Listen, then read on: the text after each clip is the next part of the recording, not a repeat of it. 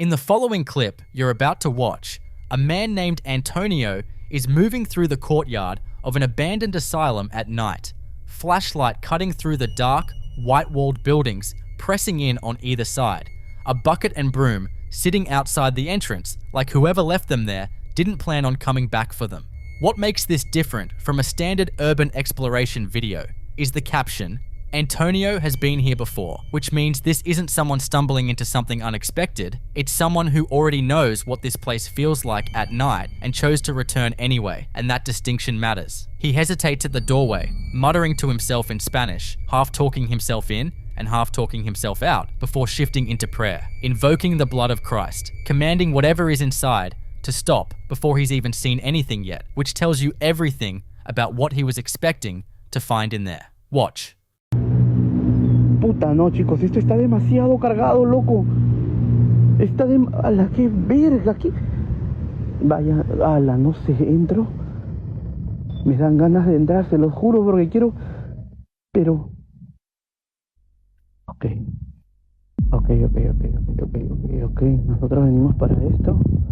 Nosotros venimos a grabar esto. Ok, la sangre de Cristo tiene poder. La sangre de Cristo tiene poder. Tú no tienes poder aquí. Estoy bañado en la sangre de Cristo, ¿entendiste? Alto demonio, basta, detente. ¡Basta, demonio! Te ordeno que te detengas. ¡Basta! Puta madre. No, chica, la mierda, loco.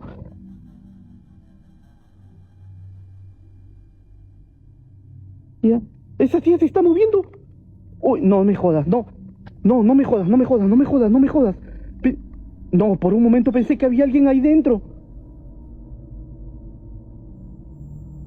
Uy, no. Pensé que había alguien adentro, loco. Te lo juro que yo pensé que me iba a topar con alguien adentro. ¡Mierda!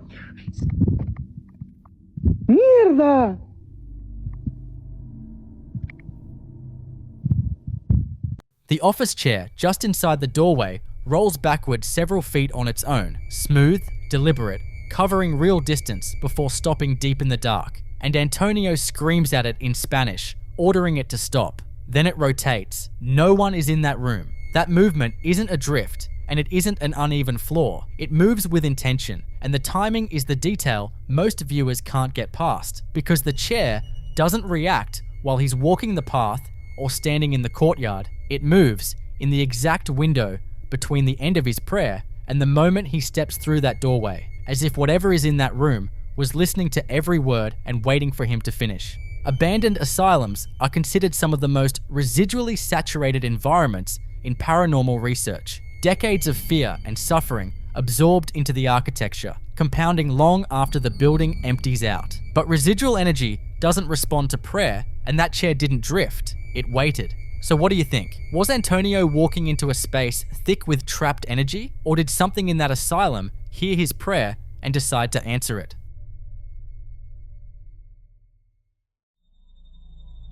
This next set of clips comes from a series of videos shared by the same man, recorded across multiple early morning hours, 4 a.m., 5 a.m., sometimes pushing past dawn, all centered on the same claim, that La Llorona, the weeping woman of Mexican and Latin American folklore, had taken up residence in his home. For context, La Llorona is one of the most enduring figures in Hispanic tradition, a woman said to have drowned her own children in a fit of grief and rage, condemned to wander riverbanks and dark hallways forever after, wailing for the souls she can never reclaim. Parents have used her name for generations to keep children from straying out at night. She is not a casual boogeyman, so when this man starts invoking her name at 5 in the morning, locked in his bathroom, it sets a certain kind of stage. Watch. 5:23 de la mañana, gente, y ya está empezando a amanecer. Yo desde las 9 de la noche estoy metido acá en el baño. A mí no me jode. Acá recién pasó un ovni y mira acá está el duende, ¿eh? ¡Deja de estar golpeando! ¡No esté golpeando! ¡No esté golpeando! ¡No! ¡Ah, no! ¡Andate! ¿Vos sos pelotudo? Te parió un teletubi, idiota, ¿eh? ¡Andate! What you just heard was a man who claims he's been trapped in his bathroom since 9 the previous night. That's roughly 8 hours. While something on the other side of that door bangs, throws objects into the room, and refuses to let him leave. A roll of toilet paper, then a pink bottle, both sailing in from just off camera, and his response is to hurl a small trash can toward the door and yell back in rapid, panicked Spanish. Skeptics will immediately point out that everything thrown enters the frame from just off screen, exactly where a second person standing beside the camera could be standing. Others think the 8-hour detail is what makes it harder to dismiss entirely. Who sets up that kind of backstory for a joke? The build-up that follows across the next few clips starts to paint a stranger picture. In the second recording, made around 5:20 a.m., as dawn was just beginning to bleed through the window, the same man grabs what appears to be a long, thin stick and walks toward a darkened doorway. Listen closely. 5:20 de la mañana, gente. Está empezando a amanecer. Miren lo que es. Miren. Ahí está el reloj. Y para los que no creían en la Llorona, miren, me desperté por los lamentos de esta. Pero no vinimos acá para estar teniéndole miedo. Venimos a darle al fandom lo que siempre busca. Mamoncita, no, mamoncita. ¿Con que te vas a venir a esconder? No te piando. No te piando. Levandum nerviosa. ¿Dónde estás? Salí. De donde quieras que estés, maldita. ¿No te das cuenta que ya nos cansaste con los pelos parados? Siempre lo mismo. Acá, se escuchó el ruido. Espectro. Baboso. There's a dark shape visible in the doorway, vaguely humanoid, standing still, appearing to shift or retreat as he moves toward it. His approach is anything but afraid though. He taunts it in Spanish, recites what sounds like a parody of a magic spell, dares it to come out, and calls it a slimy spectre while making lightsaber sounds with his mouth.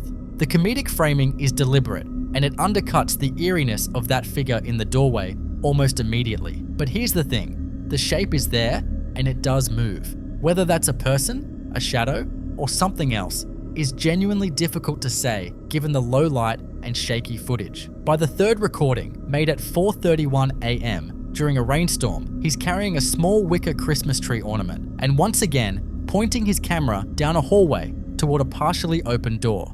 Watch. 4:31 de la mañana, gente. Está lloviendo, miren lo que es. Y les voy a mostrar la Llorona y quiero que ustedes saquen su captura de pantalla. Acá tengo el arbolito navideño del económico, nomás de este que te regalan en cualquier basurero. Miren lo que es. Miren lo que es. Miren lo que es. Miren lo que es. Y no tiene pies, Miren lo que es. Pero acá no vinimos a tenerle miedo, gente. Acá vinimos a darle al verdadero fandom lo que siempre busca.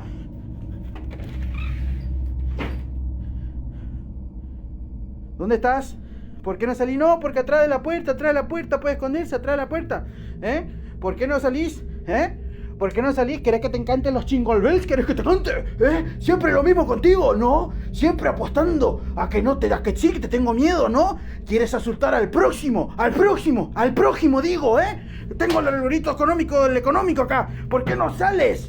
¿Por qué no sales de donde estás? Acá se escuchó ruido.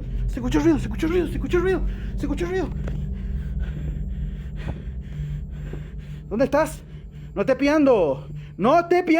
The figure standing in that dark gap is tall, slender, and completely motionless, and he claims it has no feet, though the bottom of whatever it is stays out of frame. He rushes in anyway, lights come on, and he spends the rest of the clip searching a cluttered bedroom, yelling challenges, offering to sing jingle bells, demanding the entity show itself. No audio anomaly is captured. Nothing moves on its own. And yet, that initial image in the doorway, static, dark, upright, keeps nagging at you. The fourth clip was filmed at 2:21 a.m., the coldest and darkest of the bunch, and the tone shifts. Watch closely. 2:21 de la mañana, gente. Yo les voy a mostrar lo que es la Llorona. Está haciendo 2 grados bajo cero. Allá está el reloj, las 2:21 de la mañana. Miren lo que es. Miren. Saquen sus capturas de pantalla. Miren, no te piando. Los seguidores me pidieron que diga esta frase. Padre nuestro. Escuchen. ¿Dónde estás? ¿Dónde estás? Vení, salí acá. Tienen que tener cuidado, gente, que no le pique. Tienen que tener cuidado que no le vaya a picar, gente. Allá está, miren, atrás de la ventana, no estoy espiando. ¿Por qué no venís acá? ¿Por qué no venís a pararte de mano, ¿Por qué no venís a pararte de mano? Te voy a hacer volver de donde viniste. Agarrá y andate, mal peinada. Right after he shouts a prayer, Padre Nuestro, a high-pitched wailing scream erupts from somewhere off camera. It's sharp and unmistakable, the kind of sound that would make the hair stand up on your neck. He immediately yells for anyone watching to listen, and his breathing goes ragged and panicked in a way that feels less theatrical than the earlier clips. That scream is the closest any of these recordings get to the La Llorona mythos directly. Her legend is built entirely around that sound, a woman's wail near dark spaces and doorways in the small hours of the morning. Skeptics argue it's a sound effect dropped in during editing, and the timing, perfectly synchronized with the prayer, is almost too convenient. But if you were standing in that house at 2 a.m., you might not stop to consider the editing timeline. The fifth and final recording, made at 4:33 a.m., takes the whole series in a direction that's harder to categorize. Watch. 4:33 de la mañana, gente, ya está empezando a amanecer. Miren lo que son los pollitos, cómo ya están cantando. Y a la gente que no cree en la Llorona, miren lo que es eso. Miren lo que es. Miren lo que es, cómo se está moviendo para todos lados, como que parece que tiene Parkinson ahí. Pero acá no vinimos a tenerle miedo, vinimos a darle al fondo, lo que siempre busca. A ver. Con que escondiéndose, No. Acá te mando una nudu, por la duda. Y te mando otro regalo por si te querés venir a vivir acá. Siempre lo mismo con vos. Siempre lo mismo con vos. Te voy a traer un acondicionador. A ver si te pones un poco en el pelo, porque las veces que vengo acá tenés los pelos parados. ¡Ridícula! Te reprendo en el nombre de todos los santos que pueden haber en el mundo. Siempre lo mismo con vos. Yo me miré todos los capítulos de las Tortugas Ninjas. Taken together, what this series actually represents is genuinely difficult to pin down. 5 videos that oscillate between something that might be a real experience and something that might be elaborate, deliberately funny performance art built around one of the most potent figures in Latin American folklore. Whether or not La Llorona has anything to do with any of it, you be the judge.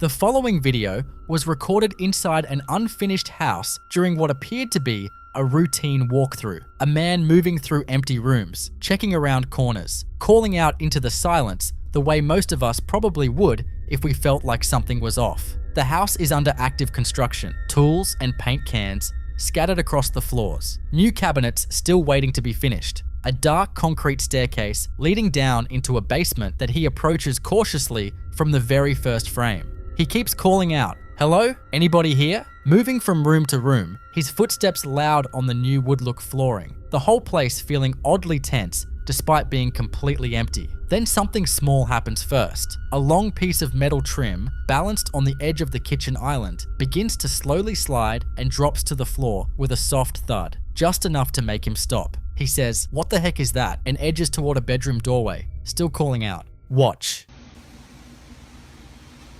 Hello?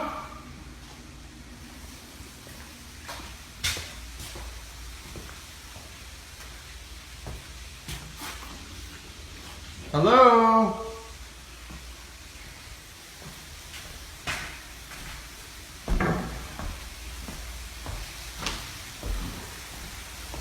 Anybody here?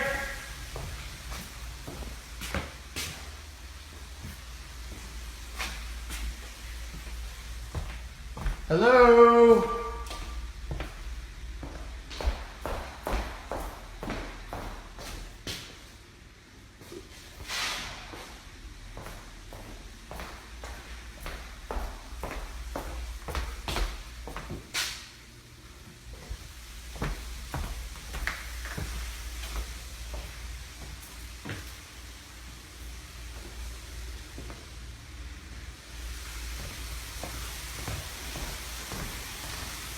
Hello?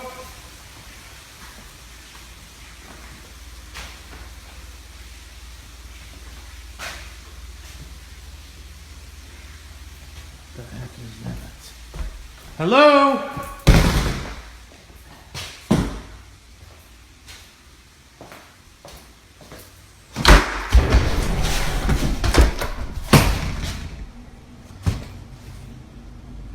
Who is it?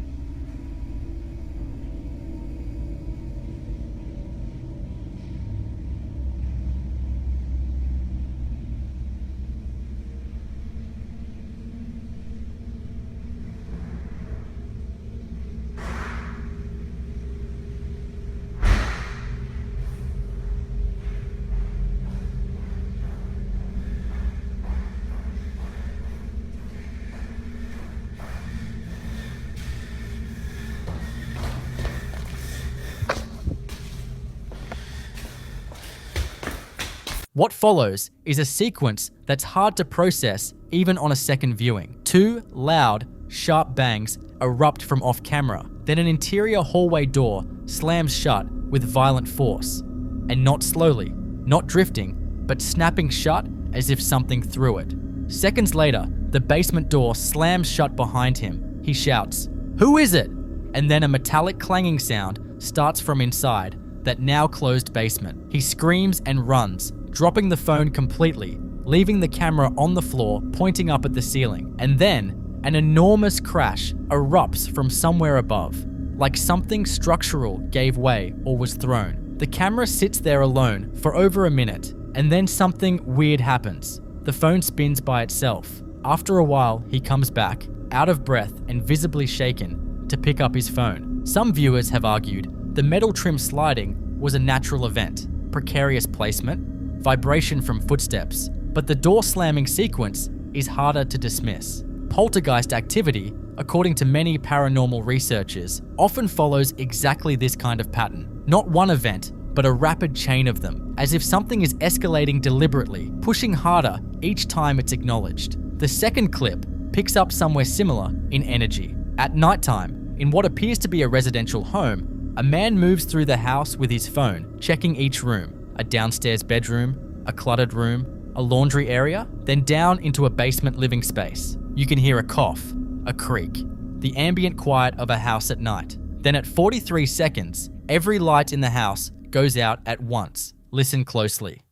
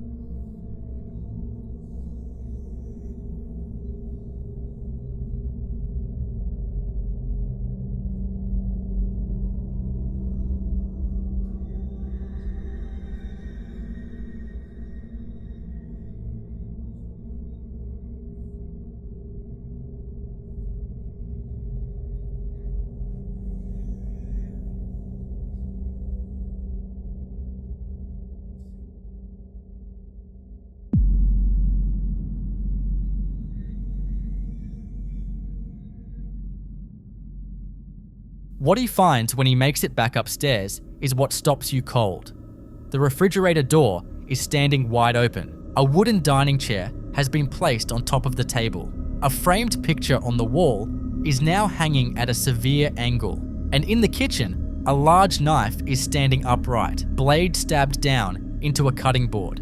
None of those things were like that before he went downstairs. The sound design throughout this clip, a low droning hum, a high-pitched screech when the lights cut, does feel added, and the progression of reveals follows a structure that's almost too clean, too cinematic. Some viewers called it staged almost immediately. But here's the thing, the knife in the cutting board, standing perfectly upright, is the kind of image that stays with you regardless of what you believe about it. In poltergeist cases, sharp objects being positioned or moved deliberately is one of the most documented and most disturbing categories of reported activity, with some traditions interpreting it as a specific kind of threat, not random chaos, but something intentional and directed. Whether both of these clips represent genuine events or carefully constructed moments, the pattern they share is unmistakable. A house that seems quiet, a man alone, and then everything happening at once. I'd love to hear what you think in the comments.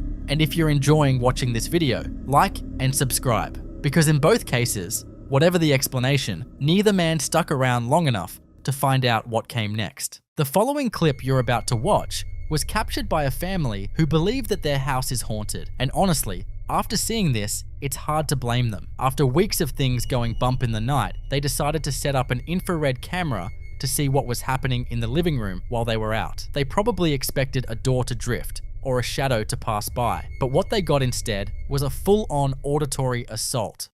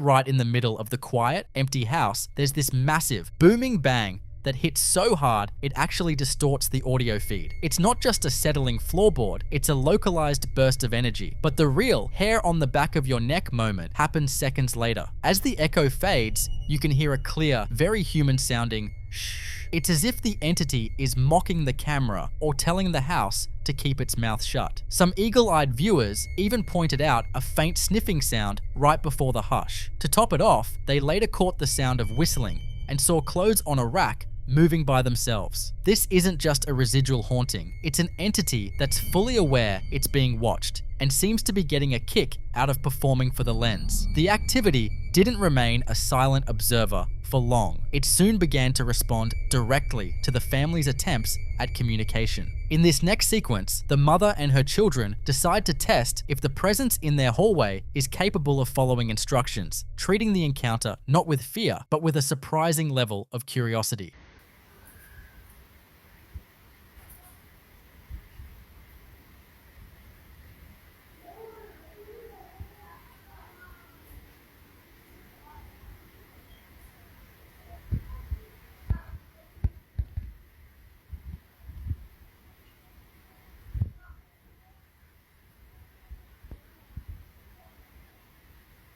Close the door.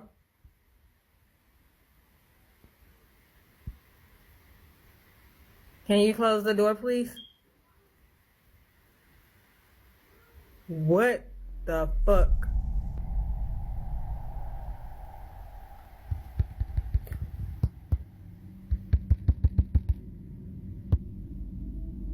Let me ask. Open the door if you need help. What the? You do? Oh my! It opened it wide as shit.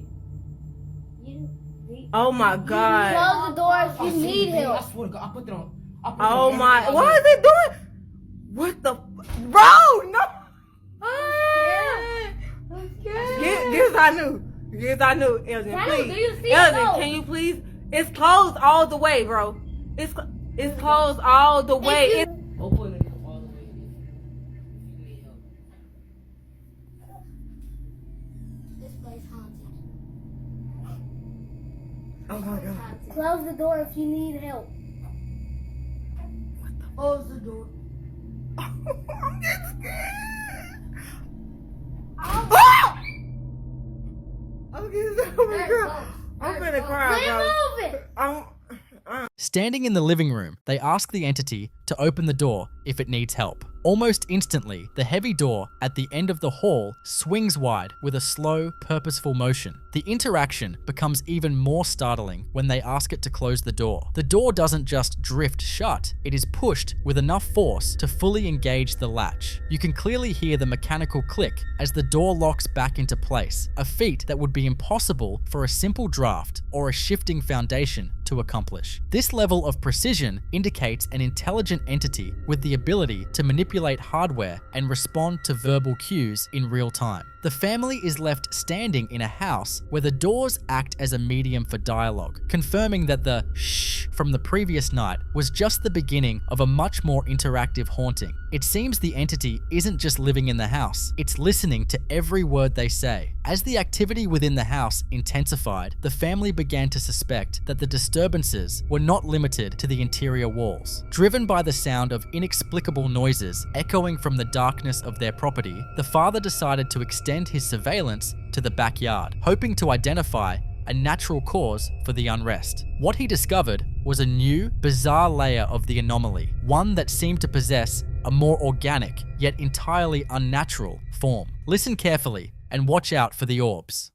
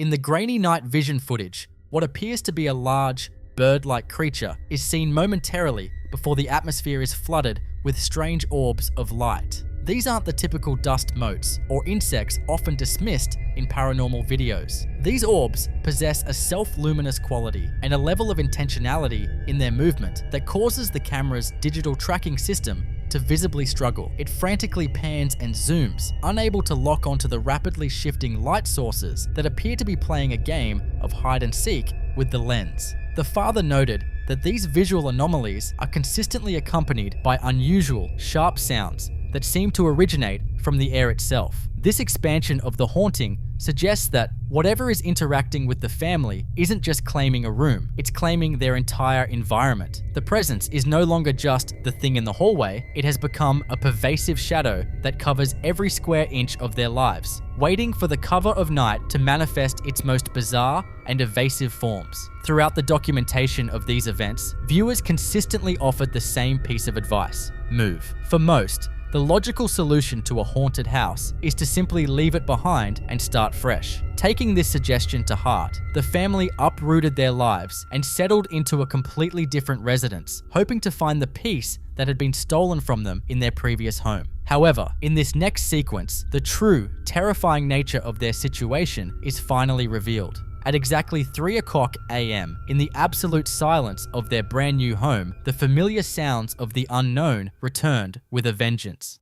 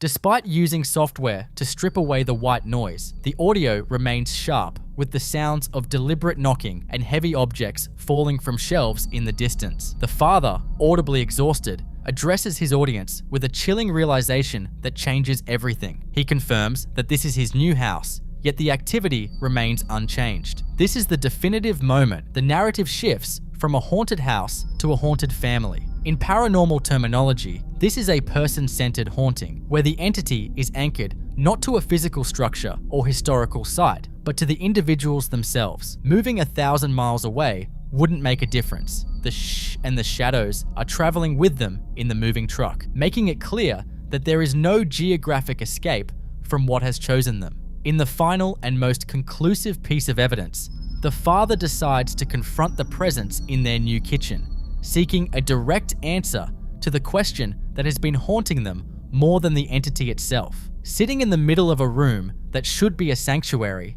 he begins a verbal dialogue, asking the entity to manifest a sound on command. Hello?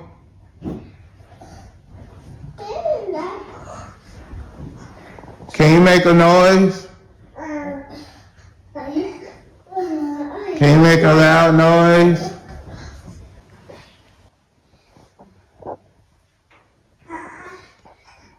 Is this your old house?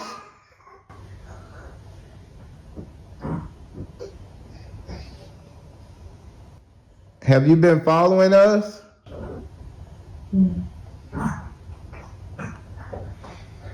I can hear you. Are you in the kitchen?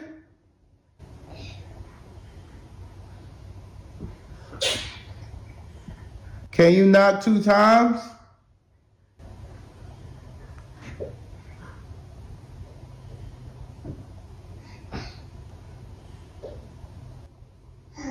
I only hear one knock. Can you consistently knock 2 times?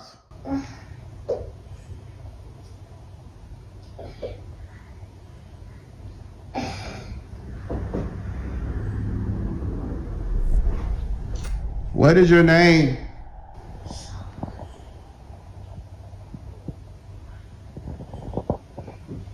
The response is immediate and chillingly intelligent.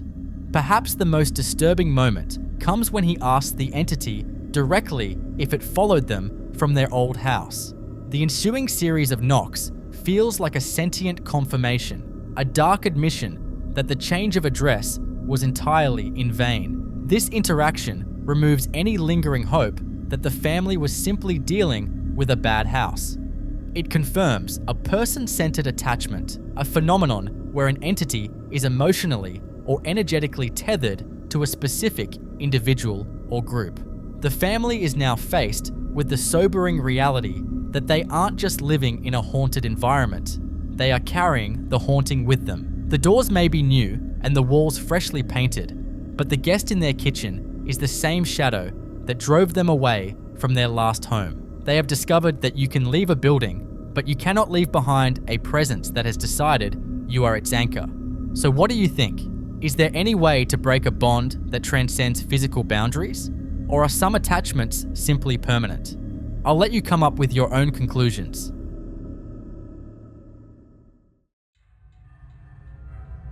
The next clip was captured in a home where the owner lives completely alone, but based on this footage, it looks like he might have a roommate he didn't account for. The man's son-in-law shared this video after checking the security feed from a day when the house was supposed to be entirely empty. What starts as a quiet afternoon quickly turns into a display of physical aggression that's pretty hard to debunk.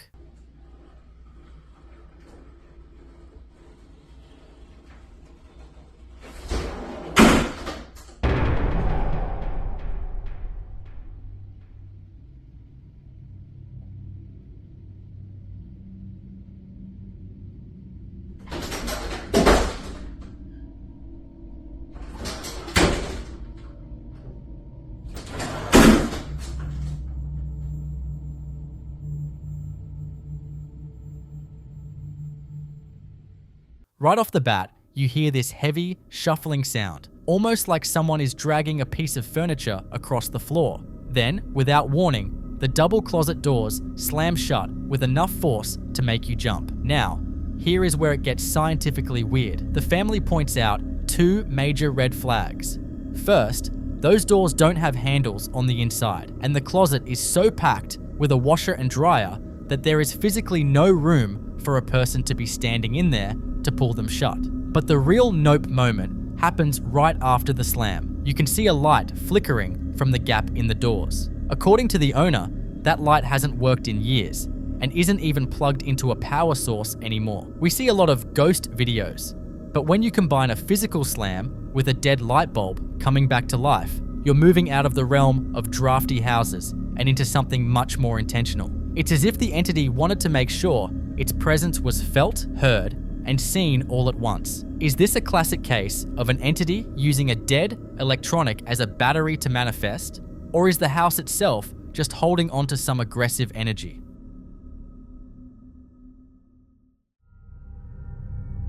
This next clip takes us to a hotel in the Lake District, where a solo traveler captured something that turned a peaceful getaway into a night of pure paranoia. While filming a TikTok in her room, she started noticing strange noises that didn't belong. If you listen closely, you can hear these distinct, disembodied whispers. One viewer even pointed out that it sounds like a voice saying she's already nervous, which, if true, is a whole new level of creepy. It wasn't just her imagination though. When she reviewed the footage, the voices were undeniably there, vibrating in the silence of her empty room.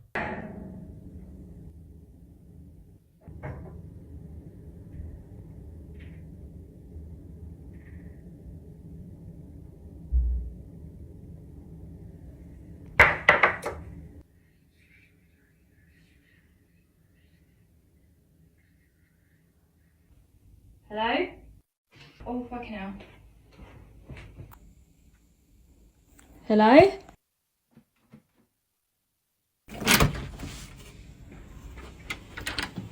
Hello?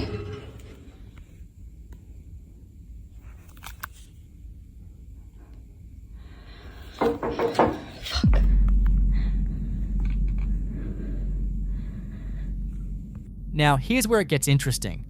Once the video hit the internet, the comments section turned into an unofficial paranormal forum. Several people immediately recognized the layout and asked if she was staying at The Swan, a well-known hotel in the area. One user reported it was the most haunted night ever, and they didn't sleep a wink during their stay. While another guest confirmed they had an almost identical experience in a loft room at that same location. Feeling increasingly uneasy, she called down to reception, and they promised to send someone up to check on her. When she finally opens the door, expecting to see a staff member, she's met with a long, silent, and completely empty hallway. The sheer length of that corridor makes it almost impossible for someone to have ducked around a corner that fast. While a few skeptics in the comments suggested noisy heating pipes, the majority of viewers were just screaming for her to lock the door and stay inside. So, what do you think? Is this hotel truly holding on to spirits from the past that like to comment on their guest's state of mind? Or is it just a case of old plumbing and a hyper-aware traveler? In the following clip you're about to watch,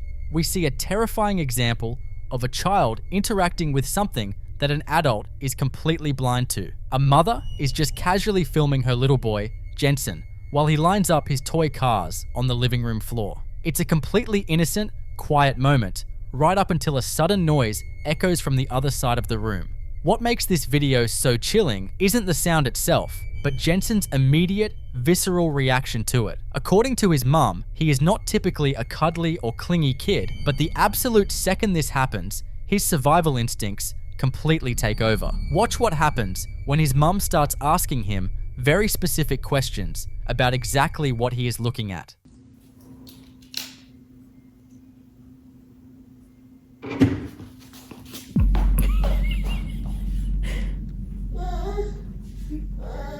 What? It's okay. Do you see someone? Yes. Who do you see? Da.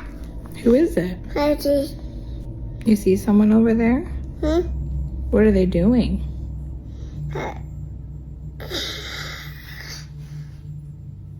That's what they're doing? Yes. Are they scary? Are they nice? Like, do you want to go play with them? They're not there no more? Yes. They are? What are they doing?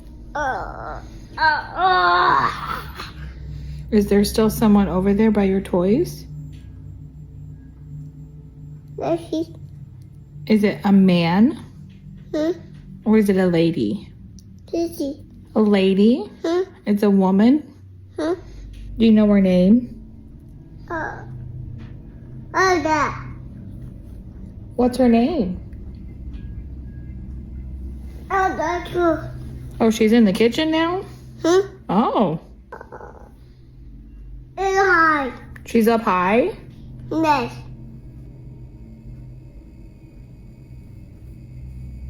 Da. Oh. Da. Oh. What? Daddy. What is it? Da. You tell me, I don't see anything. Oh. Da. You keep pointing by your toys. Is there someone by your toys? Oh shit. You keep pointing to the chair. Oh. Is there someone in the chair? Yes. Can you point to where you see someone? Where are they? Da. They're right there. What are they doing?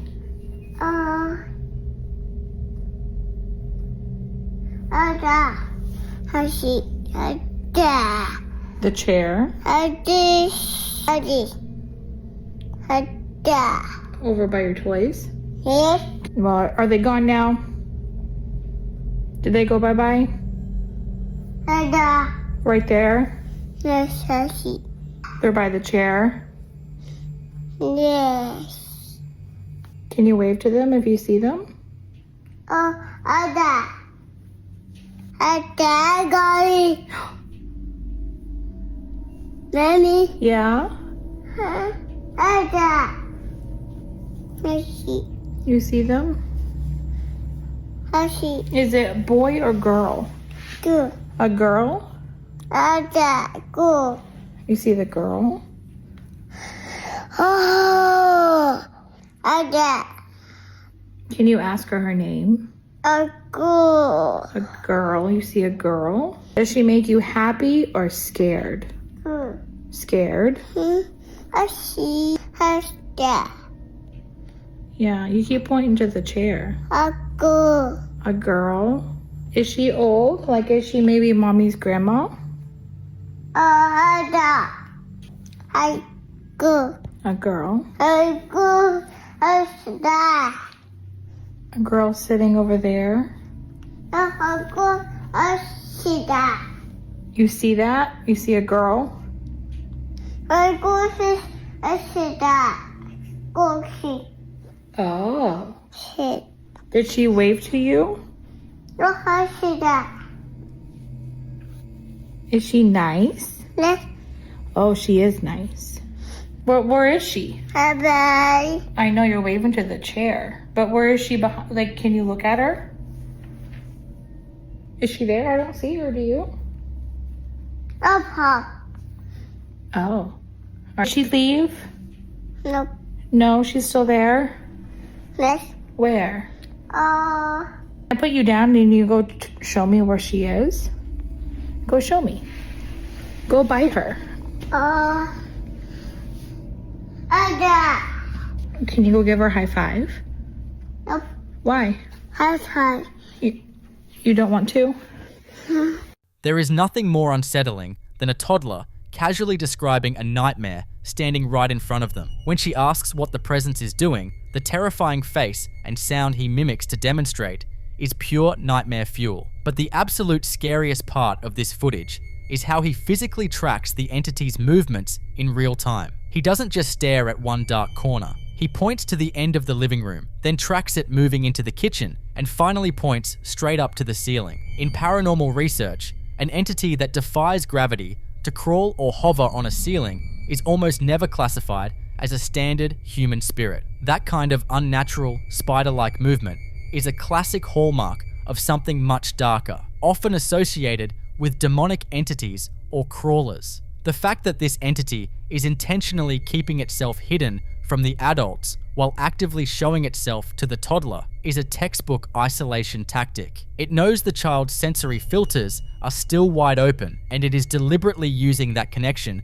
to feed off his pure, unfiltered panic. After little Jensen's terrifying encounter with whatever was crawling on the ceiling, the family understandably set up a security camera to see what was actually happening in their living room. And a few days later, the camera caught another incident. The older brother, Tucker, is just getting ready to head out with his mum, but as he's standing there, the environment is clearly highly active. Keep your focus on the little toy duck sitting completely by itself in the middle of the floor, and keep an eye out for the strange, illuminated anomalies floating through the air. Watch Tucker's body language closely too. It looks like he might actually catch a glimpse of the movement out of the corner of his eye before they walk out the door.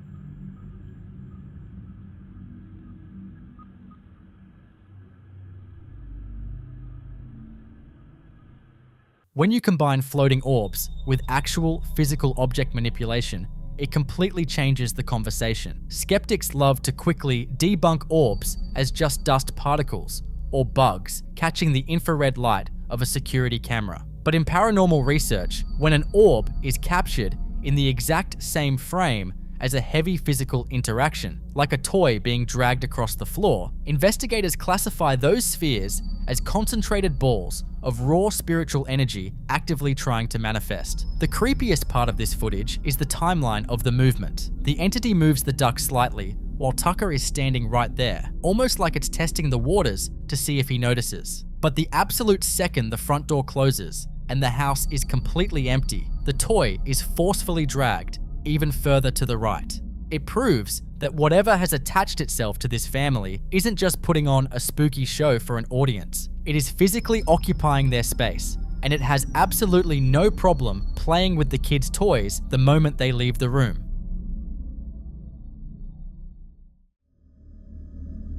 In this next clip, we look at the absolute worst case scenario for anyone who lives by themselves. The guy filming this is just returning home after stepping out for the night. As he walks up to his house, he casually glances up at his second-story window, but instead of the dark, empty room he was expecting, he sees something that stops him completely in his tracks. Someone, or something, is already inside, looking right back down at him. Keep in mind, his caption explicitly states that he lives completely alone.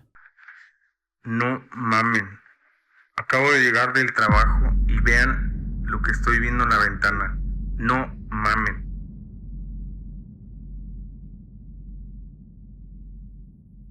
Seeing a pale, almost translucent face staring out from a pitch-black room is pure nightmare fuel. In the paranormal community, entities that present themselves exactly like this are often referred to as watchers. Unlike poltergeists that aggressively throw things around to cause chaos and fear, watchers are incredibly still, quiet, and deeply territorial. They usually claim a specific room or floor of a house and simply observe the living. However, the fact that it is intentionally hovering right at the glass while he is standing outside shows a terrifying level of awareness. It isn't just mindlessly haunting a corner of the room, it is actively looking out the window, watching him return. It is a bold, territorial display, basically daring him to come inside, unlock his front door, and try to go to sleep. You see, just because you pay the rent doesn't mean you actually live alone. So, what do you think that is? I'll leave you to be the judge.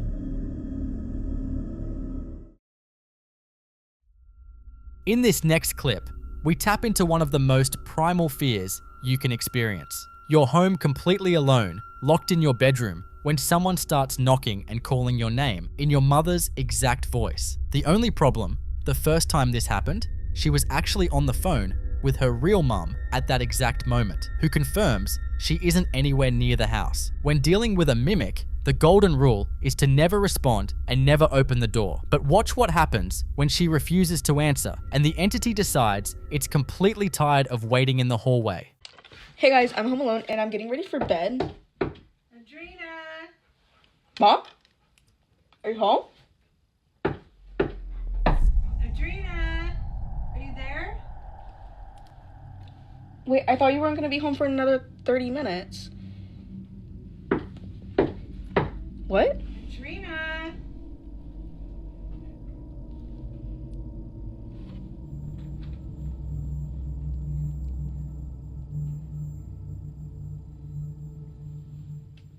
Her scream, as that door slowly swings open to reveal an empty hallway, is absolutely bone-chilling. But that final moment actually sparked a massive debate in the comments. Are mimics physically capable of opening doors on their own? In traditional paranormal lore, the answer is almost always no. Mimics are considered psychological predators. They copy the voices of your loved ones, specifically to bait you into opening the door, because they lack the kinetic energy or the spiritual permission to cross a closed boundary on their own. They rely entirely on trickery to get an invitation. So, what does it mean if the door opens by itself? From a paranormal theory standpoint, it suggests two incredibly terrifying possibilities. Either this entity has been feeding off her raw panic long enough to gather the physical power of a poltergeist, Or it was never just a mimic to begin with. What do you think it was?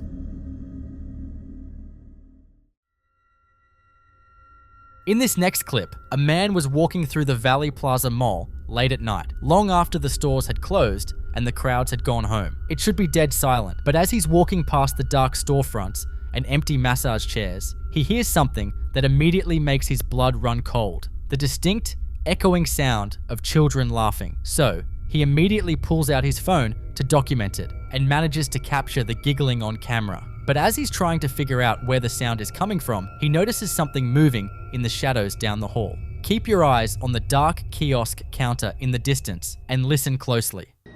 On everything I love, I just heard a group of kids over here laughing. On everything, bro. I just heard a group of kids laughing. Where the hell the kids at? What the fuck? Bro, I know I'm not tripping, bro. I just heard a whole bunch of kids laughing, bro. You hear that shit? What the fuck? Bro, I'm in the mall by myself. Where the fuck is that shit coming from? I know y'all heard that shit. Bro, what the fuck? I'm about to get about this bitch. What the fuck is that?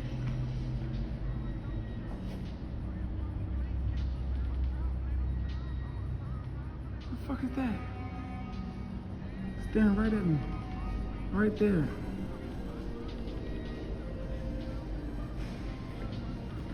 My heart beating fast as fuck, bro. I'm scared as fuck.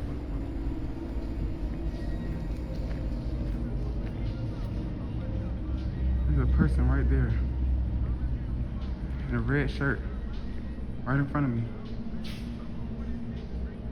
Right there, y'all see him. There's a person right there. What the fuck going on? He just standing there.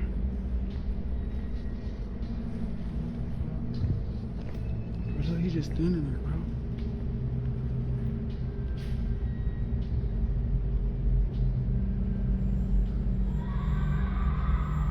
Bro. I'm out of here. Hearing a child's laugh in an abandoned or empty space is basically the ultimate horror movie cliche, but in the paranormal community, it is actually taken very seriously. There are generally two schools of thought when it comes to phantom children. The first is that it's residual energy. Malls are places of high emotion, excitement, and energy, especially for kids. That intense joy can basically get recorded into the environment, playing back like a broken tape when the building is quiet. However, the second theory is much darker. Many investigators believe that malevolent entities will actively mimic the voices of crying or laughing children. It's a predatory tactic designed to instantly lower your guard and trigger your natural instinct to go investigate and help. When you combine that phantom laughing with a physical shadow ducking behind a counter in the distance, it looks a lot less like a residual echo and a lot more like an intelligent entity playing a very dark game of hide and seek, actively trying to bait him further into the dark mall.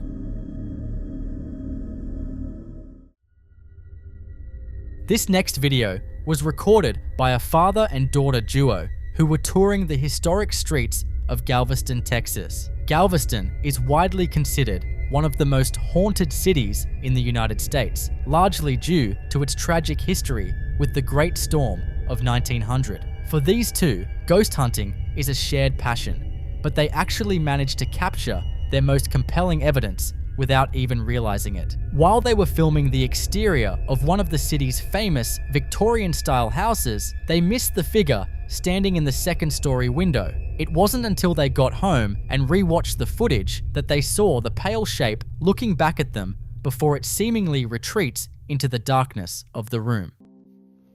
Alright, so we took this video a while back. It's probably about 4 years ago, when I took my daughter to Galveston. We were doing those ghost tours. And later we come back and my daughter says, Dad, look, I think I got something on one of her live photos that she did. And we've always wondered if that was something, but y'all let me know what y'all think. We think it's somebody there, like a ghost, and then he disappears. Like he's in the frame, and then he disappears in the window. Now I'm gonna zoom in on it and play it. It was a live, so I have to zoom in and then do it because it's hard to see the whole video, but when we saw it there, that's what we call it. Y'all tell me what y'all think this is. So like you see there's a guy right there, like the picture of him, and then if you look, it's like he walks away, like it walks from, he's there and then he just walks away like through the thing. So y'all tell me what y'all think about that. I don't know.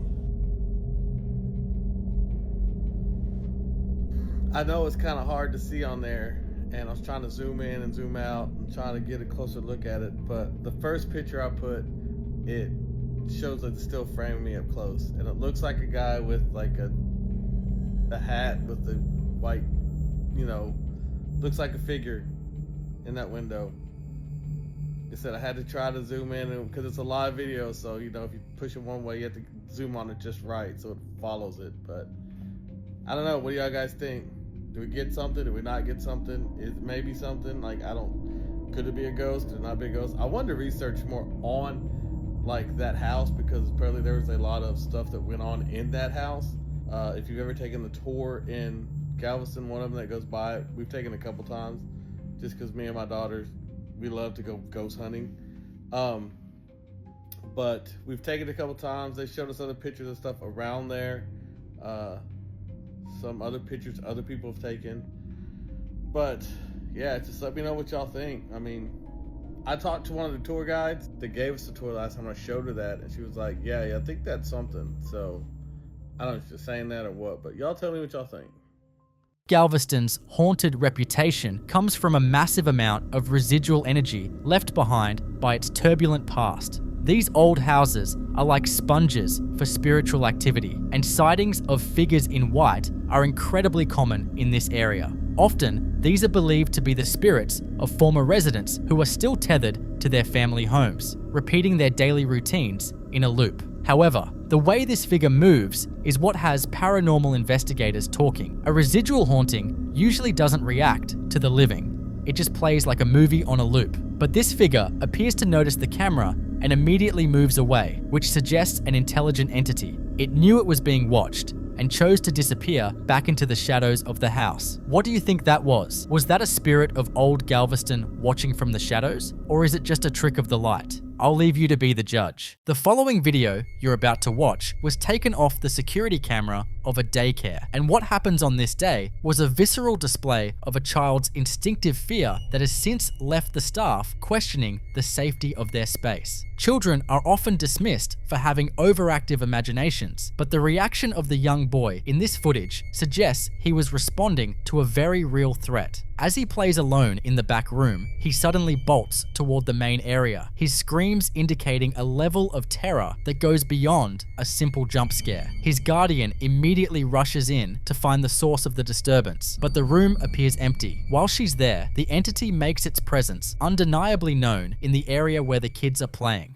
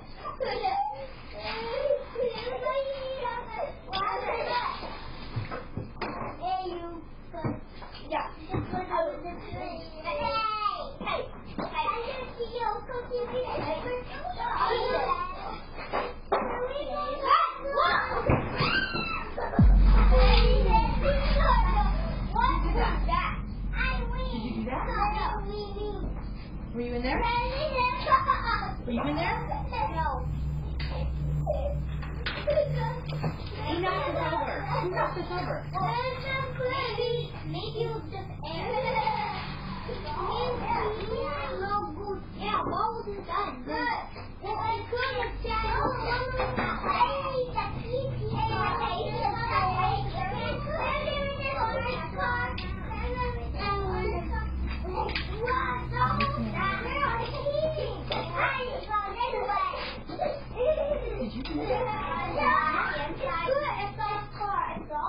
While the adult is searching for an intruder, a heavy plastic playhouse is violently flipped over by an unseen force. This requires significant kinetic mass, far beyond what a simple draft or unbalanced toy could achieve. But the most unsettling detail is what many viewers, and eventually the staff, spotted upon reviewing the playback. If you look closely at the white door frame just as the boy flees, you can see dark, finger-like appendages briefly gripping the top of the trim. It appears as though something was literally hanging over the doorway, watching the child escape. It's a chilling reminder that sometimes the things children fear aren't just in their heads, they are actually waiting in the shadows. Seeking an explanation for this aggressive outburst, the Guardian returned to the now abandoned room to investigate a potential catalyst for the activity. Hoping to understand why the little boy was so terrified to even glance at the door, she highlights a specific piece of furniture that many paranormal researchers often warn against as a high-risk object. In the corner of the room sits a child-sized vanity with mirrors positioned in such a way that they directly face one another. I wanted to quickly show you exactly what it was that was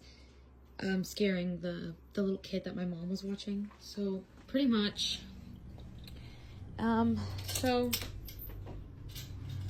firstly we have the house, and obviously you guys saw that it fell, but the other thing I wanted to point out was that it's pretty hefty, so it really doesn't make any sense that it would just fall on its own like that.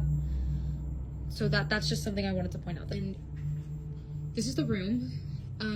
The crazy thing about this is that there was like markings at the top of the entranceway of like the doorway, and I guess in the video you can see hands gripping onto the doorway. I don't really know what to make of that. I thought at first that it was like bugs or something like that, but it looked almost like two hands like gripping on the top, like leading into this room, just like. But the main thing, and the reason that the little boy was screaming, is actually in here. We have this covered up for a reason.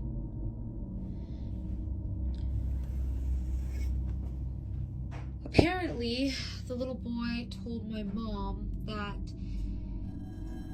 he saw a face in these mirrors. We already found someone who's going to take it off our hands and pick it up off Facebook Marketplace, but we have been keeping this room off limits. The boy claimed to have seen a face manifesting within the glass, a detail that aligns perfectly with long-standing occult folklore regarding infinity mirrors. In many spiritual traditions, placing mirrors in this exact position, where two mirrors are facing themselves, is believed to create a spiritual corridor or a portal, essentially thinning the veil between our world and the next. The infinite reflection is thought to act as a bridge, allowing entities from the periphery to step into our physical reality. Because of this, the daycare has declared the room off limits, but the physical violence we witnessed with the playhouse suggests that simply keeping the door shut might not be enough to contain what came through. Once a portal is established, the energy tends to anchor itself to the space. It's a sobering look at how a simple decorative choice might have invited an unwanted guest into a place meant for play. Recognizing that the situation was escalating, the staff made the difficult decision to remove the suspected source of the energy from the premises entirely. In an effort to restore peace to the daycare, they listed the vanity on Facebook Marketplace, being fully transparent with potential buyers about the strange history attached to the piece. That we're going to keep the room closed off from the kiddos for now so they can play in the rest of the space. We actually are going to go ahead and get rid of the vanity. We put it on Facebook Marketplace. Obviously we told them like, hey, like, we think that this is responsible for some weird haunting stuff. They said they were fine with it, so I don't know. This is closed off for now, so the kids are just gonna stay here and not in there anymore until we get this figured out. Despite the warnings, An urgent buyer came forward, claiming to be unbothered by the reported hauntings. This decision to offload the object highlights a common dilemma in paranormal cases. Does removing an anchored object truly end the activity, or does the entity remain attached to the location itself? The issue might be with the room's layout, rather than the vanity, as the environmental thinness created by the mirrors might persist even after they are gone. For now, the room remains gated and empty, a silent zone in a building that should be filled with laughter. The daycare staff is hopeful that once the vanity is hauled away, the hand at the top of the door frame and the shifting shadows will go with it. But as any seasoned investigator will tell you, some doors, once opened, are notoriously difficult to close, especially when they have been welcomed by a configuration that invites the unknown. While the staff waited for the buyer to arrive, the daycare remained in a state of high alert. The vanity was still positioned in the back room, serving as a silent, reflecting observer of the growing tension. However, any hopes that the entity would remain passive until the piece was removed were quickly shattered. In the following sequence, the security camera captures an event that defies the mechanical reality of the building.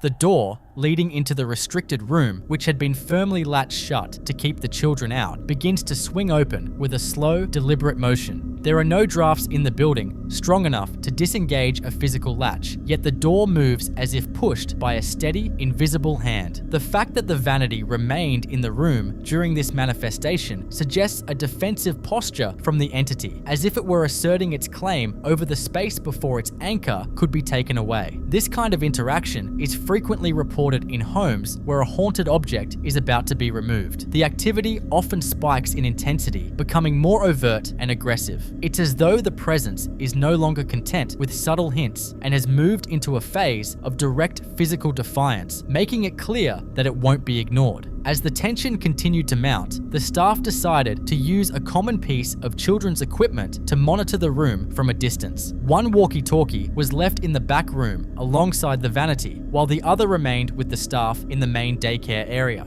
It was a simple experiment, but the results were anything but expected.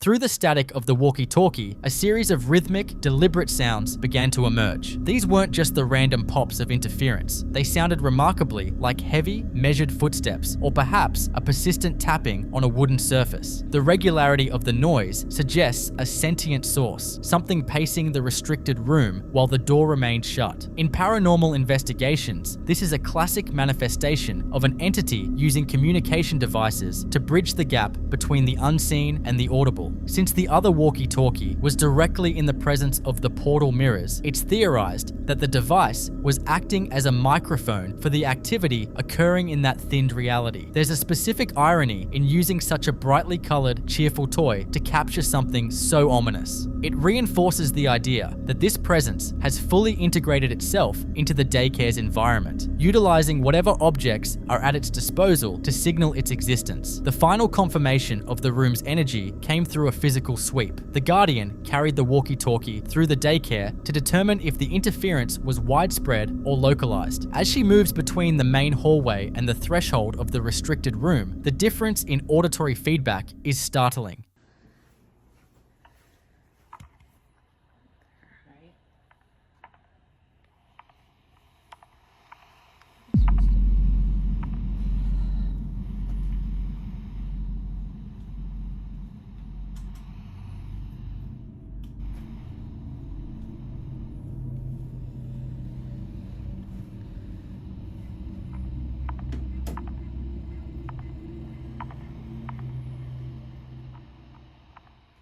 Outside the room, the device is relatively quiet, but the second she steps into the space containing the vanity, the walkie-talkie erupts into a frantic, rhythmic clicking. It sounds remarkably like a Geiger counter hitting a radioactive hot zone. When she retreats, the noise vanishes. When she enters, it returns with aggressive speed. This localization is the definitive hallmark of an anchored haunting. It confirms that the entity's influence is tethered specifically to that square footage. Some commenters have suggested that the vanity didn't just bring the energy, it acted as the lightning rod that allowed it to strike. The daycare has since moved the furniture and had the space cleansed, hoping that removing the portal would finally break the entity's grip on the building. Whether the daycare is truly quiet now remains to be seen, but the physical evidence captured across these 6 clips tells a story of an uninvited guest that was very much at home. So, what do you think? Is the room finally empty, or did the vanity simply leave behind a permanent hole in the veil? I'll let you come up with your own conclusions.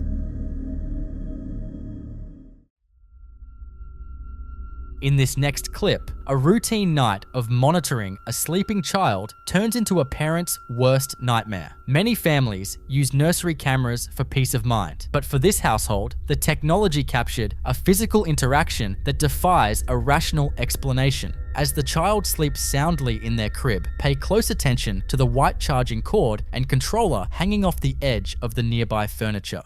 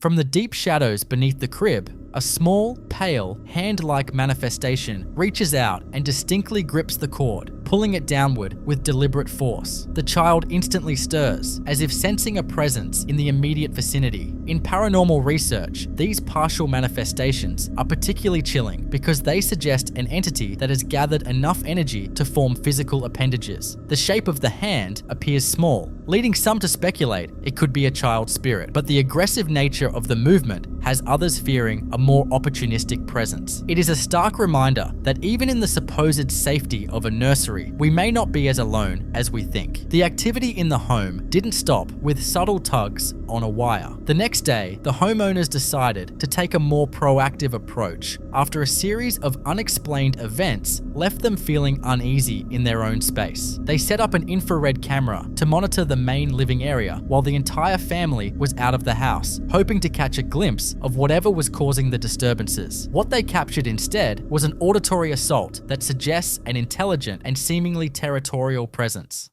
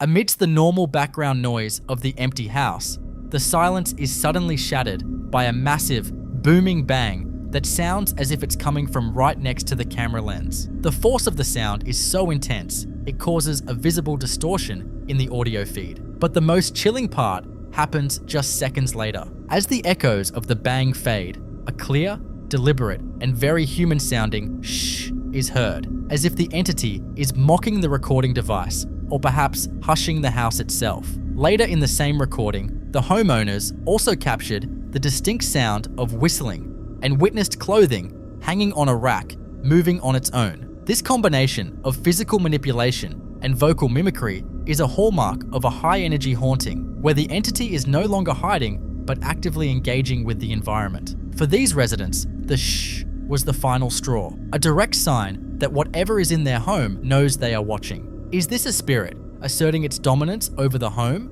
while the owners are away, or is it trying to warn them of something even more malevolent lurking in the walls? In the following video, we head to Duval County, Florida, where a resident named Eric Battle captures an encounter that feels less like a run-in with local wildlife and more like a scene from a supernatural thriller. Eric had stepped off his porch late at night to check on his chickens after a long day of work. For weeks leading up to this night, he had been plagued by unsettling anomalies, fleeting shadows darting just out of sight, and the unmistakable sound of footsteps crunching on gravel when he knew for a fact he was alone. Initially, he attempted to brush these occurrences off as his mind playing tricks, or perhaps a stray animal. But the frequency began to form a pattern that felt less like a coincidence and more like a deliberate, focused escalation. What he captures on this day is an auditory manifestation that defies every logical law of nature. Listen carefully. Y'all, I just walked off the porch and I came out here to check on the chickens. I just heard, first off, I heard my name. Second off, it sounded like somebody was saying, help me. Hold on.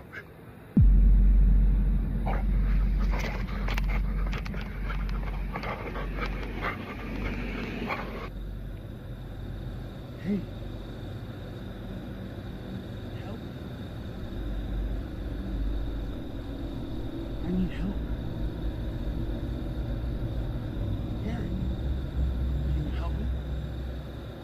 In paranormal research, this specific phenomenon is often referred to as mimicry, a predatory tactic used by certain entities to lure individuals away from the safety of their homes and into the darkness. The atmosphere shifts instantly from curiosity to deep-seated confrontation as Eric ventures further into the brush to find the source. However, on a separate day, the entity demonstrates that its influence on the property has evolved from mere sound to physical manipulation. Take a look. And so we keep this stuff like this locked. We keep stuff like this locked because, like I said, crackheads. Let's check to make sure it's locked. Door's locked. This is the trailer that I was worried about. Don't fucking see that, bro? Look, I'm telling you, bro. What the fuck? Okay, we're just gonna peek in. Oh my, what the fuck? There's fucking walking around in this motherfucker, bro.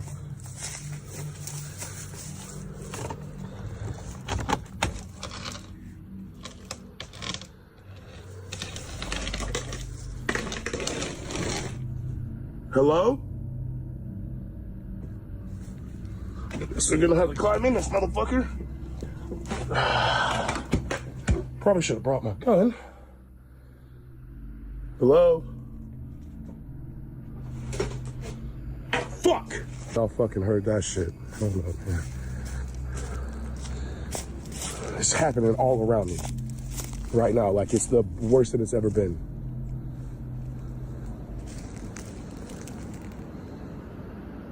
The mimicry goes from a voice pleading for help in a tone eerily similar to Eric's own, to a true escalation when physical objects begin to move. As he investigates an abandoned trailer on his land, the interior looks like it has been violently ransacked. You can also hear metal bangs against metal and heavy items sliding across the floor, despite the doors being locked from the outside and no visible entry point for a human or a large animal. Some viewers theorize this could be a skinwalker or flesh pedestrian, beings known for replicating human speech and possessing enough kinetic strength to manipulate the physical world at will. So, what do you think? Is a physical intruder toying with Eric Battle, or has a sentient manifestation from the shadows of Duval County decided to claim the property as its own? I'll let you come up with your own conclusions.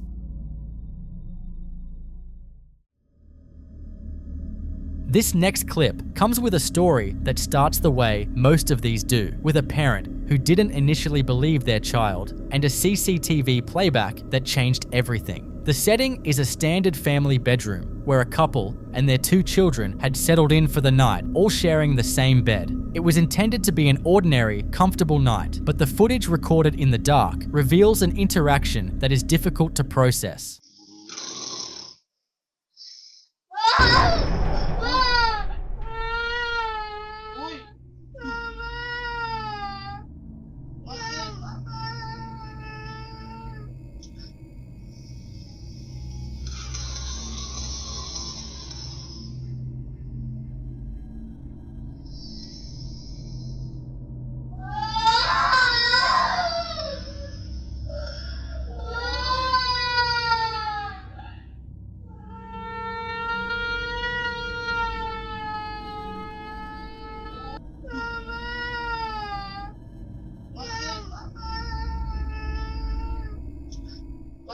Something pulls at the blanket first, creating a distinct tension before the entity targets the young boy's leg. You can see the exact moment the physical contact occurs. The child's body reacts instinctively, his leg bending as if gripped by an invisible hand. His subsequent cry wakes his mother, who, in a state of sleep-induced confusion, assumes she had simply moved the blanket herself. She reassured him it was nothing, and the boy went back to sleep, believing her. It was only when she reviewed the security footage the following morning that she saw what her son already knew. Something had been in that bed with them, and it wasn't a family member. What makes this particular manifestation so unsettling is the deliberate targeting. In a room full of sleeping adults, the presence went specifically for the child. In many paranormal traditions, children are believed to be significantly more vulnerable to physical interaction. Their energy is often described as more accessible and open compared to adults, who have spent years building psychological walls. The mother expressed a desperate hope that the event was isolated, but an entity confident enough to manifest in a crowded bed is rarely easily discouraged. To provide context for the aftermath, the family's reaction moved swiftly from disbelief to spiritual defense. After seeing the footage of their son being physically grabbed, they refused to wait for a second occurrence. They sought immediate intervention, leading to a sobering scene of the family gathering as a priest leads them in prayer to cleanse the home.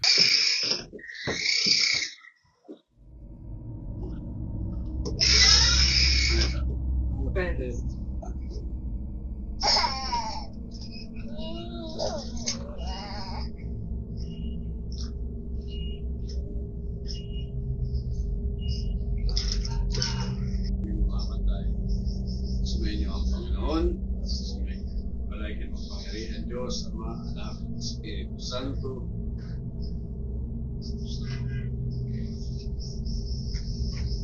So, ano, kagabi lang nangyari yan.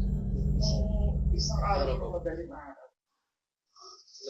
May CCTV ba? There is something deeply human about this shift, from an ordinary night to needing a spiritual authority to feel safe enough to close their eyes. In many cultures, particularly within traditions across Southeast Asia, the response to a haunting isn't an investigation, it's a direct spiritual rebuke. The belief is that certain manifestations can only be addressed and driven out through religious authority. Whether the prayers were successful or the bedroom remained quiet after the priest left, the family hasn't confirmed. However, the fact that they felt the need to perform an exorcism after just one night speaks volumes about the terror captured on that camera.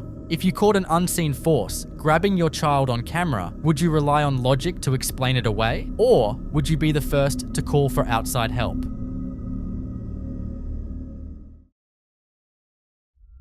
This next video takes us to Texas, where a woman named Alicia shared a series of distressing events on behalf of her brother. Moving into a new residence is intended to be a fresh start, but for him, the atmosphere quickly became oppressive and volatile. It began with the standard, peculiar sounds of a building settling, but soon evolved into high-energy physical manipulation that suggests a powerful entity has claimed the space. The following footage captures the moment the activity crosses the line from unsettling to dangerous.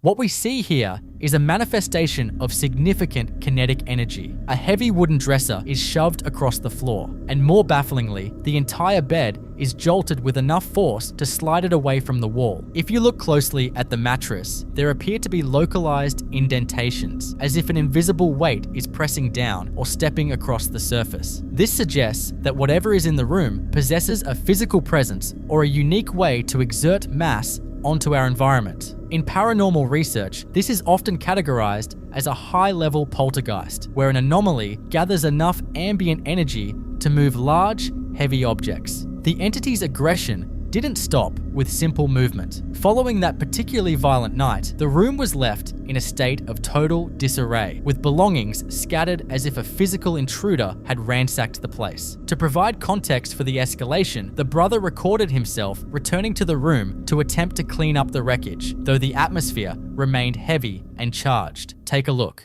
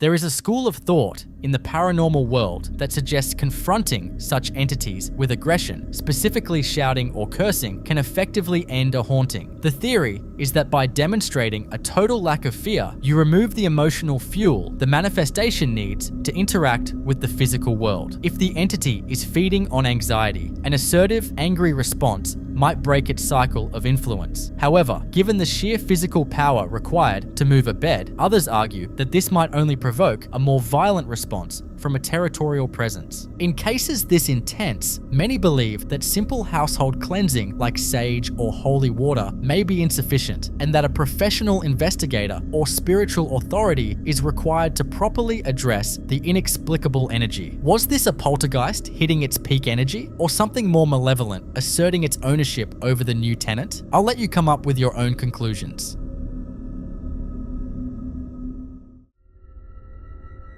In the next clip, we are introduced to the home of Alexis Lakica, a man whose daily routine recently took a sharp turn into the paranormal. Most hauntings begin with subtle hints, a cold spot here, a faint whisper there, but the activity in this household skipped the formalities and went straight for the psychological jugular. After hearing a persistent rhythmic tapping on his window, Alexis pulls back the curtains only to find his yard entirely desolate. Moments later, his front door handle rattles violently as if something is desperately trying to gain entry, yet the porch remains completely empty.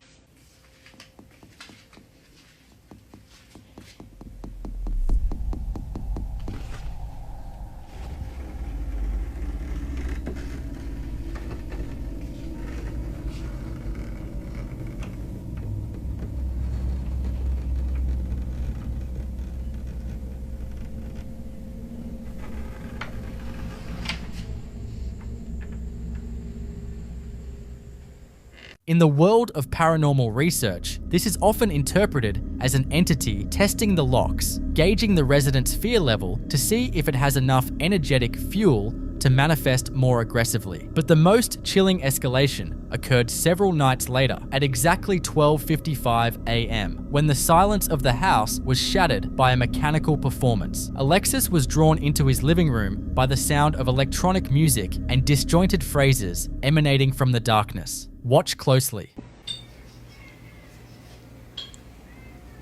¿Me escuchan? ¿Qué quieres? Déjame en paz, aquí vivo yo. Si esto siempre lo dejamos apagado. Apagado.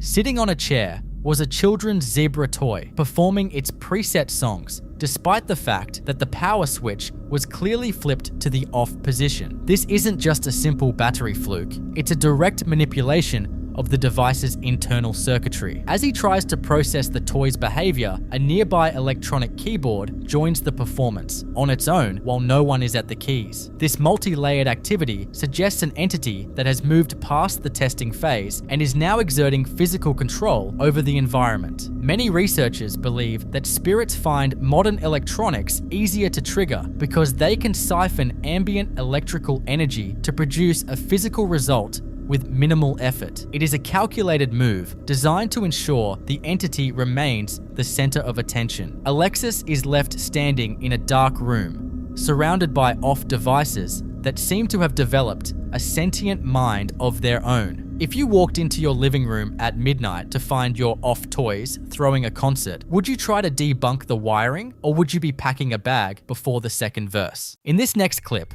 we're introduced to Morgan Morrison, a cake maker who has come to the conclusion that her bakery is not just a place of business. It's a place of business with a permanent resident who didn't sign a lease, and the evidence she's been collecting is hard to argue with. Knives, utensils, items that were perfectly placed and perfectly still, just deciding to move on their own. A knife hanging from the ceiling with no logical explanation for how it got there. Objects that have no business relocating themselves, doing exactly that on a regular basis. The kind of activity that starts as a minor inconvenience and slowly becomes impossible to keep explaining away.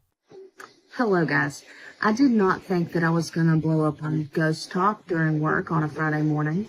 I do not have time to answer everybody right now, but I do know that some people are aggravated that they have to sit through 12 minutes of me being long-winded to see the actual footage. So here is a short montage of the footage I have, episodes 4 through 4.5 that I have shared, just so you can see it without having to sit through it. If you have questions or comments, odds are I've probably already answered it in past videos. Feel free to go watch. Okay, talk soon. See you for episode 5.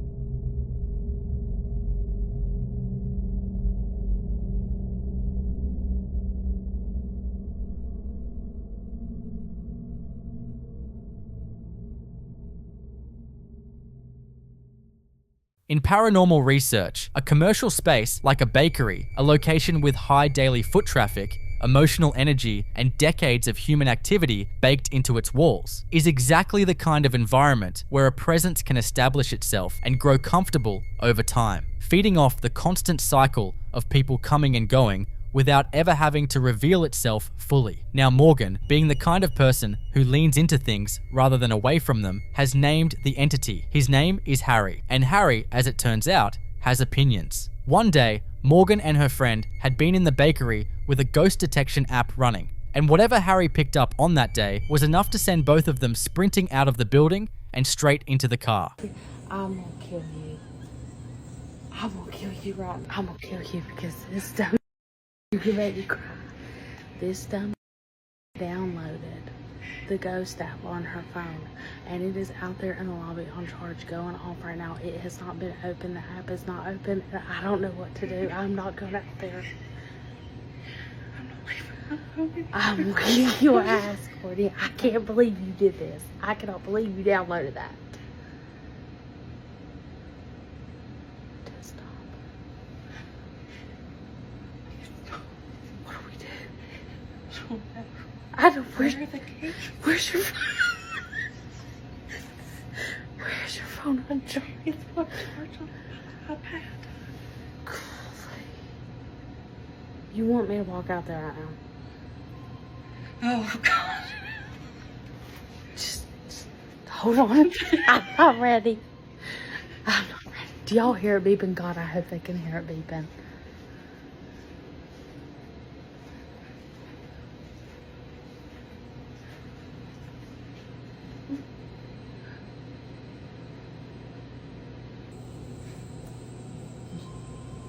You go first. Good God Almighty.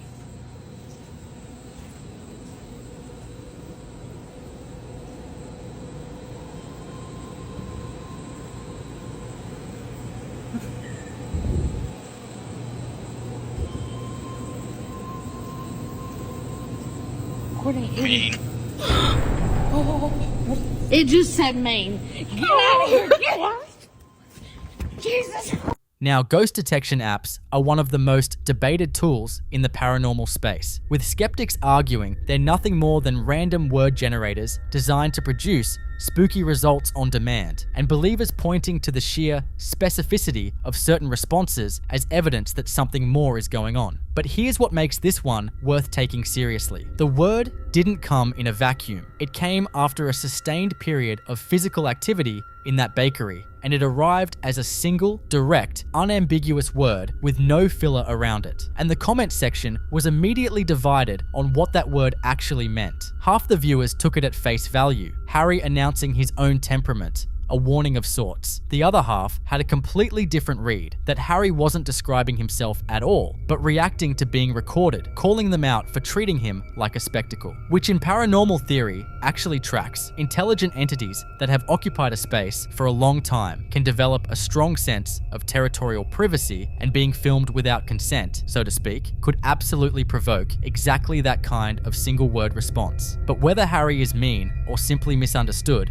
what Morgan captured next suggests he's been in that bakery long enough to feel completely at home in it, moving through the space with a familiarity that only comes from years of occupancy, and completely unbothered by the fact that the humans around him are starting to pay closer attention. In paranormal research, entities that remain in commercial spaces long term are often former owners, workers, or regular patrons. People so emotionally tied to a location in life that the idea of leaving it in death simply never took hold. Harry might have loved that bakery. He might still. And if that's the case, Morgan isn't dealing with something hostile. She's dealing with something that just refuses to close up shop. So look in front of the cold cake case and you see it coming and flying down from the air if you zoom it in. And then right after, you see that crazy orb like following, almost like it's going with the arrow, then flying away. Look at that orb.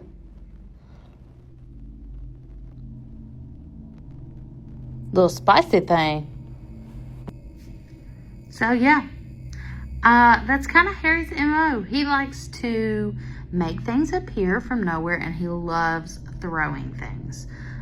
He's actually been very well behaved since I got back from my retreat. However, I did hear that he acted up just a little bit while I was gone. I believe he threw a glue stick at a customer and an M&M at a customer. So yeah, he's just playing around these days. It's really funny. I'll give you some bonus footage. So, okay, I am a really heavy sleeper. Like, I've told you this in past videos. When I go to sleep, I completely, could sleep through Hurricane Katrina, okay, and wouldn't wake up until rescue came. Like, that's how heavy of a sleeper I am. And so I came up with a solution because we have a whole PA system, okay? Like, we can have big bands play. So like our PA system is loud. I mean, we have subs, we have the whole 9 yards. So I was like, okay, our music plays during the day through a laptop that's connected to the soundboard upstairs. And I was like, okay, genius. Instead of playing Spotify while I sleep, I'll go to alarmclock.com and set an alarm. And when the alarm goes off, it's going to shake the whole building because it's on the PA system. What a genius idea, right? I won't oversleep. So that's what I started doing. I picked a rooster. So when I go to sleep, I'll set the rooster for as loud as it'll go. I mean, it literally shakes the whole building, okay? Like, I can't oversleep anymore. It's perfect. Until Harry decided that he liked the rooster. So I no longer use the rooster because it would be randomly in the middle of the day and the rooster would start going off. Or randomly in the middle of the night, the rooster would start going off. So I got to the point where I'm like, okay, I'm gonna exit. I'm on alarmclock.com. I'm going to the queue, making sure there is no alarm set, no future alarm set, ever. It's not. I'm gonna exit off of the tab, and then I'm gonna close the internet browser completely. And okay, fine. Well, the rooster still continued going off. And one night it got so bad that like I would just be like, what in the world? Like, it would scare the crap out of me because not only it's just so loud, it scares you, and then you realize a freaking ghost is doing it, and you got to go upstairs to turn it off, which is like the scariest place in the building. So great. Well, one night it would not stop going off, and so I went up there. I made sure everything was cleared off, but it was weird because it will show you all the past. Like, it keeps a history of the queue of alarms that were set. And it was set for like 303, 323, 333, 343, on threes. Like, repeatedly. And had done it every night of the week. And I was like, okay. Okay. So I cleared the queue. I made sure, and we no longer use the alarm. And the other night, I had to go somewhere. And we had one car at the bakery, me and Courtney. And I said, Courtney, are you sure you don't want to ride with me? Because you're not going to want to be here if he does something and not have a car. I swear to you, not even 2 minutes after I got out the door, she calls me. She says, hell no, screw this. She's walking to the apartment. Harry set the rooster off. So I'm just going to insert this clip of her running out the door while the rooster's going off, just so you can hear how intense it is.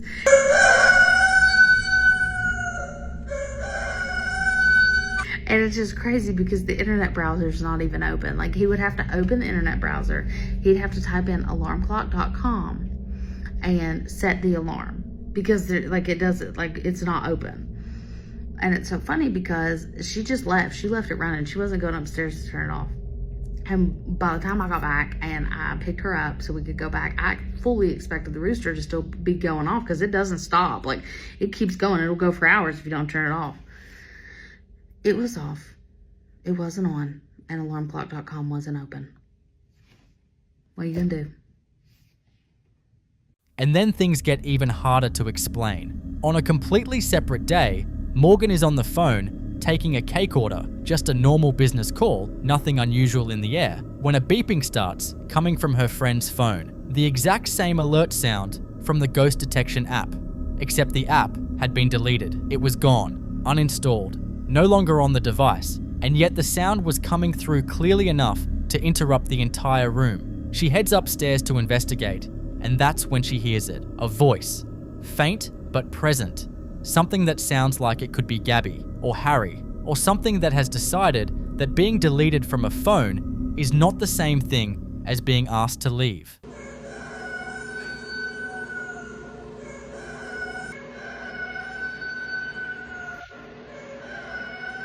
I don't know if you guys can hear that.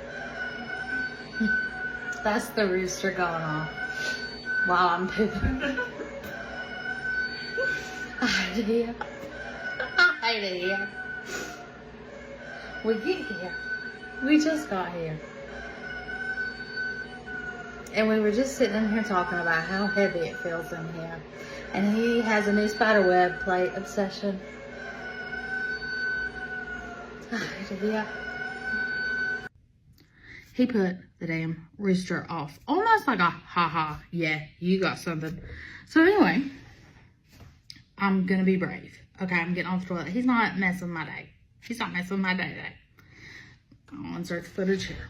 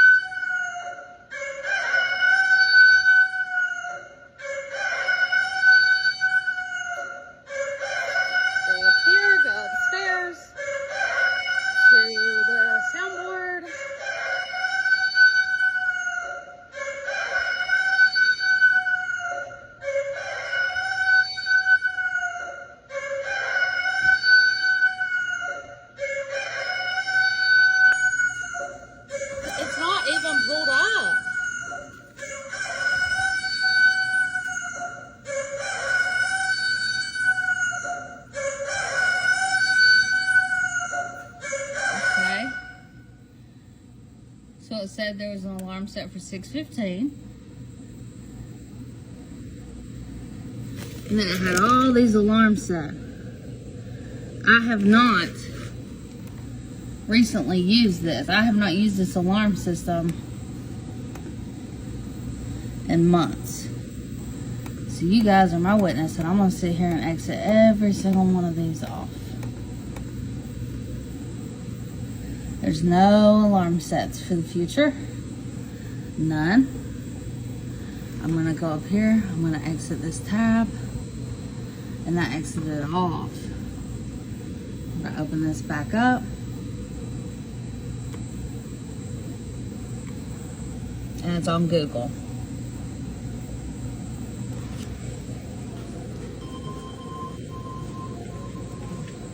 Bye. Bye. Footsteps. Oh God. Gary.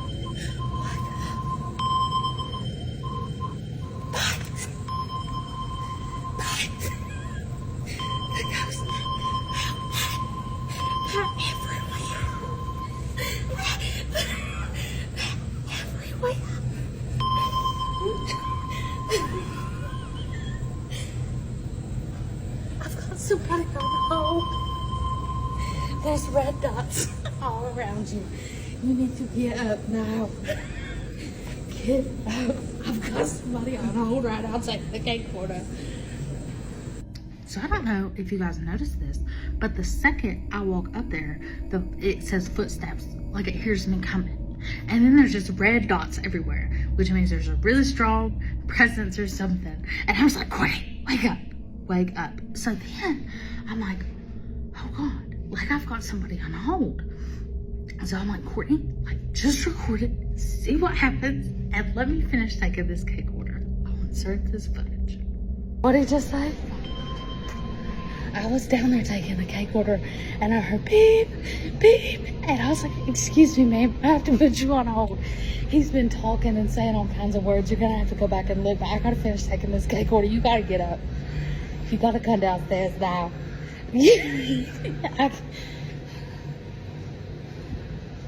I thought you deleted the app off your phone. You deleted it? Stop. Here, just...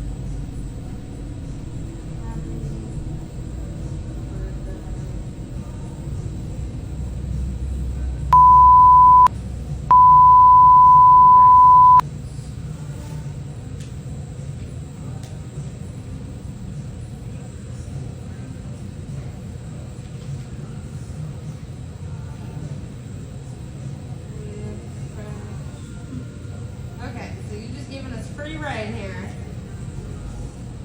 You're just giving us some free reign. Okay, what's your name? Last name?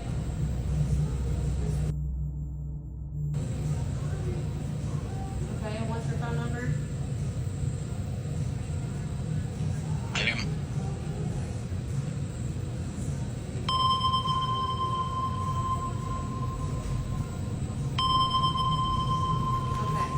and we're gonna do pickup tomorrow. What time?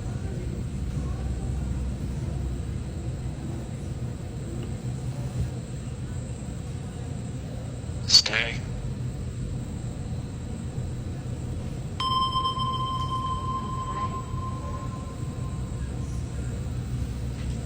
Okay, well, just tell me the latest you can pick it up where it's so last minute, and I'll put you down for that time. Okay, I'll put you down for 5:30 because we close at 6, okay? Okay, and do you have a card you can pay me this with over the phone?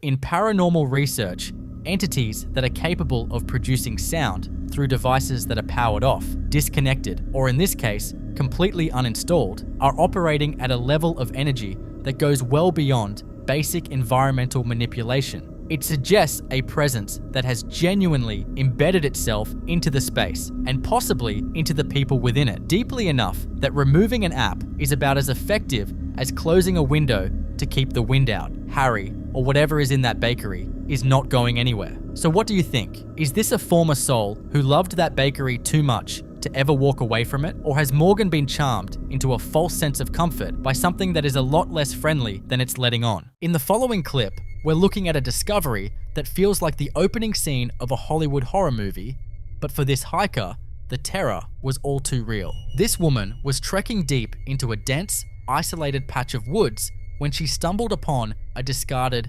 vintage-style camcorder lying in the dirt. And the most unsettling part? It was reportedly smeared with what looked like dried blood. Most people would have left it right there, but curiosity eventually got the better of her. She decided to bring it home and play back the footage to see what the previous owner had captured before they presumably abandoned the device in a hurry. What she found on the tape wasn't just a home movie, it was a record of something that was never supposed to be seen.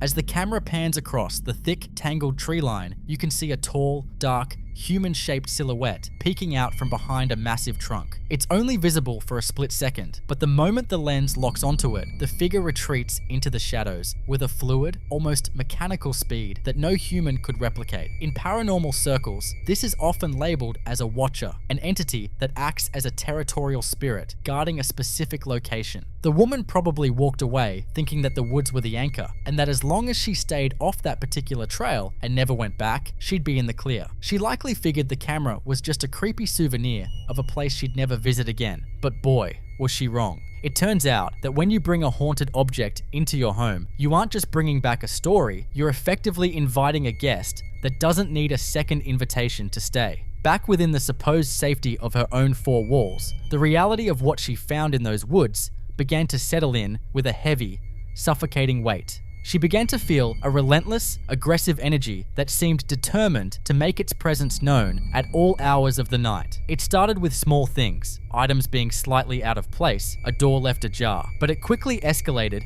into a full-on auditory assault. The footage she began recording in her own apartment shows a woman who is a shell of her former self, jumping at every creak of the floorboards. Ese mero night and I just got woke up again. It's coming for me. It's in my house. The noises are coming from the kitchen. Listen.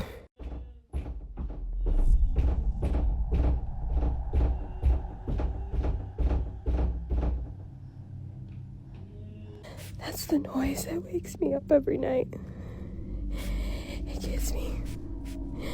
wakes me up in my dreams. It wakes me up from my sleep. I have to catch it on camera. We often focus on the what of a haunting, the bangs, the slams, and the shadows, but we rarely see the systematic breakdown of a person's sense of security. Several viewers in the comments section pointed out a chilling theory that changes the entire context of this video. These entities don't just cause fear, they feed off it. They act like an emotional battery, using the adrenaline and the high-frequency panic of their host to manifest even more physical disturbances. The more she records, and the more terrified she becomes, the stronger the entity seems to get. It's a vicious cycle where the victim's own survival instincts are being weaponized against them. As the days drag on, the activity shifts from physical disturbances to something much more cruel and calculated. She's at her absolute breaking point, visibly exhausted from a total lack of sleep and the growing realization that she is being hunted within her own walls. But it's no longer just about things moving in the dark. Now, the entity is starting to speak back, and it's choosing the voices she trusts most. She reports hearing her sister and even her mother calling out her name from the other rooms. A chilling development, considering she lives completely alone and her family is literally hundreds of miles away on the other side of the country. It's getting worse, and I haven't been able to tell anyone or go anywhere because I don't have anywhere to go, and I don't have anyone who's believing me. At first, it was my sister, but now I hear my mom, and she doesn't live here. She lives on the other side of the country, and I just called her, and she's in her own home. She's not here right now. So who is that? I've gone through the whole entire apartment. There is no one else here but me. No one else.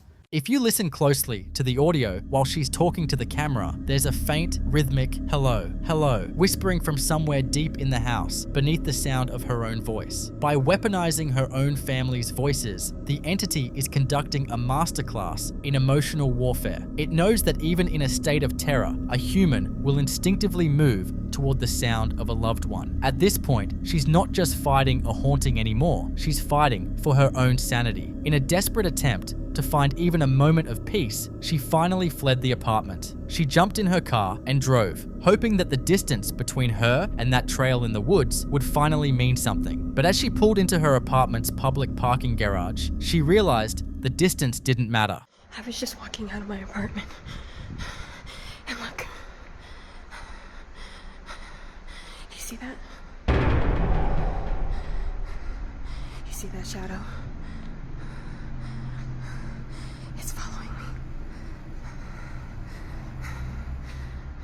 If you look at the shadow cast against the concrete wall behind the red car, you can see a tall, distorted figure that perfectly matches the silhouette from the blood-smeared camcorder she found in the woods. This confirms the worst-case scenario in any paranormal investigation, a person-centered attachment. The entity isn't tied to the woods, and it's not even tied to the camcorder anymore. It is tied to her. It has moved from being a watcher in the trees to a stalker in her shadow. In the final piece of evidence, we see her trying to navigate the most mundane parts of her day, but the sounds behind her are becoming impossible to ignore. She's just trying to head down the stairs of a parking structure, but every step she takes is met with a heavy, rhythmic echo that isn't her own. You can see the exhaustion in her hands as the camera shakes. She is a woman who has run out of places to hide.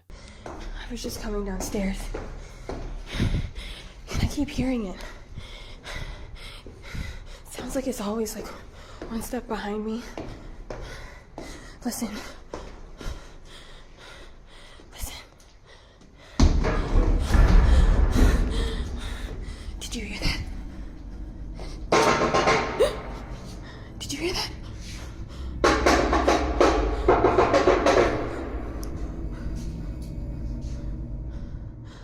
According to paranormal experts, what we might be seeing here is a demonic attachment or a high-level shadow entity. Unlike a typical residual ghost that repeats the same actions over and over, these entities are predatory and intelligent. They use an initial point of curiosity, like picking up a discarded camera, as a legal invitation to latch onto a person's energetic field. Once that bond is formed, it's incredibly difficult to break because the entity is no longer powered by the object. It's powered by the victim's recognition of its presence. In a final, desperate attempt to end the nightmare, she reportedly returned to the woods and left the blood-smeared camcorder exactly where she found it, hoping that returning the anchor would keep the entity there. But the activity hasn't stopped. Whatever followed her out of those trees has no intention of going back to the dirt. It has a new home now. So what do you think? Is there any way to break a bond that transcends physical boundaries? Or are some attachments simply permanent? And more importantly, what would you do if you were in her shoes?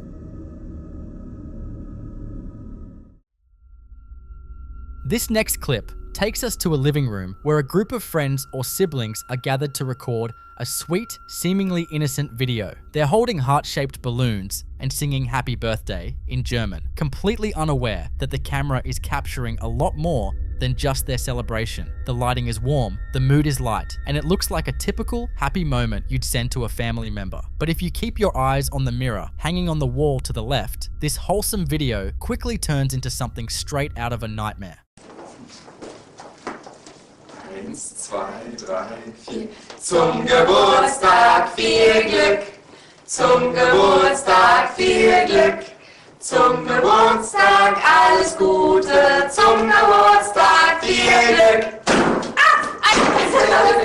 Alles Liebe zum Geburtstag, Mama. As the song comes to an end and the group starts laughing and popping their balloons, pay close attention to the reflection in that oval mirror. For just a split second, a pale, almost translucent figure with what looks like wings glides past the glass. It moves with a smooth, unnatural glide, completely out of sync with the chaotic energy of the room. The moment the figure passes out of frame, the mirror detaches from the wall and crashes to the ground, taking the room from a state of celebration to a state of absolute shock. It's as if whatever was watching them from the reflection decided it was done being ignored. So, what do you think? Was this a guardian angel making a very dramatic entrance for a birthday? Or is it a case of an unseen entity using the mirror as a portal before violently closing the door behind it? I'll leave you to come up with your own conclusions.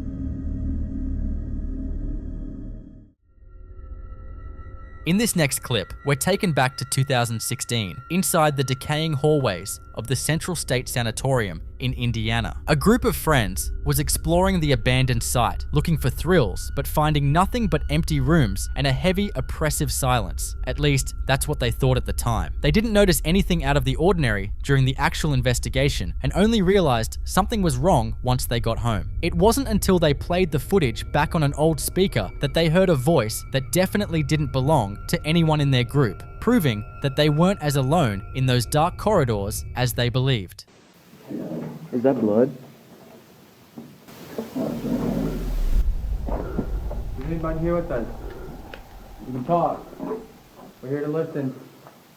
You really have to listen closely to catch this one, but once you hear it, it's impossible to ignore. Right in the middle of the audio, you can hear a faint, gravelly, disembodied voice clearly ask, "Hello, what's your name?" followed by a series of heavy, rhythmic breaths that seem to follow the camera throughout the room. In the world of paranormal research, this is a textbook example of an electronic voice phenomenon, or EVP. While many EVPs are residual, essentially just a glitch in time playing back a past event, a direct, relevant question like this points toward an intelligent haunting. It suggests an entity that is not only aware of its environment, but is actively trying to bridge the gap and start a dialogue with the living. The persistent heavy breathing is the real hair on the back of your neck moment. It's often interpreted as an entity exerting a massive amount of energy just to manifest its presence in our physical world. Was this a lost soul from the sanatorium's past, just looking for a bit of human connection? Or is there something much more sentient and watchful still walking those halls?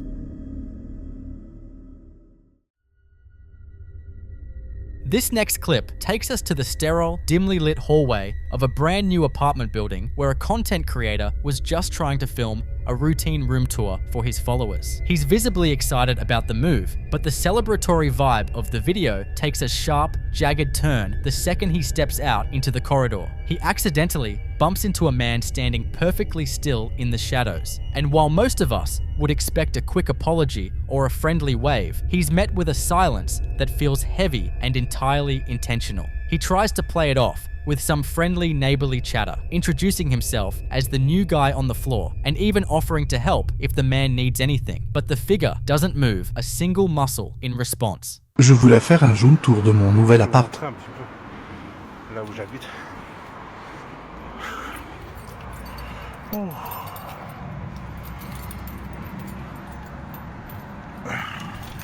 J'ai emménagé à... Je l'avais pas vu. Pardon, je suis désolé. Je suis votre nouveau voisin. J'ai emménagé avant-hier. Du coup, enchanté. Tu sens ce malaise? Ça va, monsieur? Monsieur? Ça va? Il ne dit rien.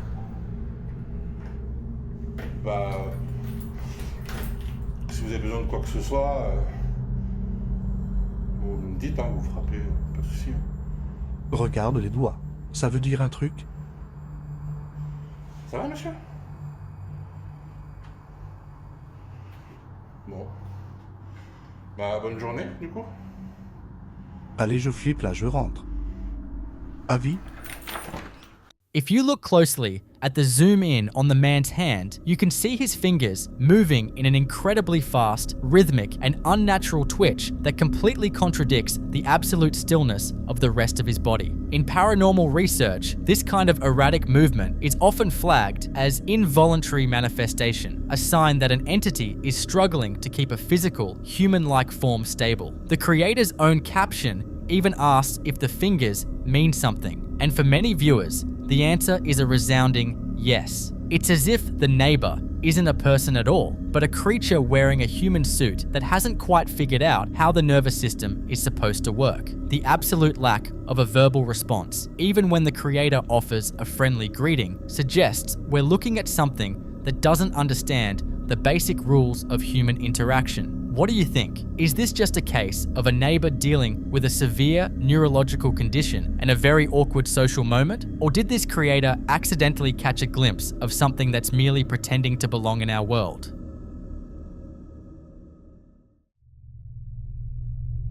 In this next clip, we're following a guy named Jorge who was just trying to have a chill night at home. They say you shouldn't watch horror movies alone, mostly because your brain starts playing tricks on you, but for Jorge, the real scare wasn't on the screen. It was happening right behind his desk.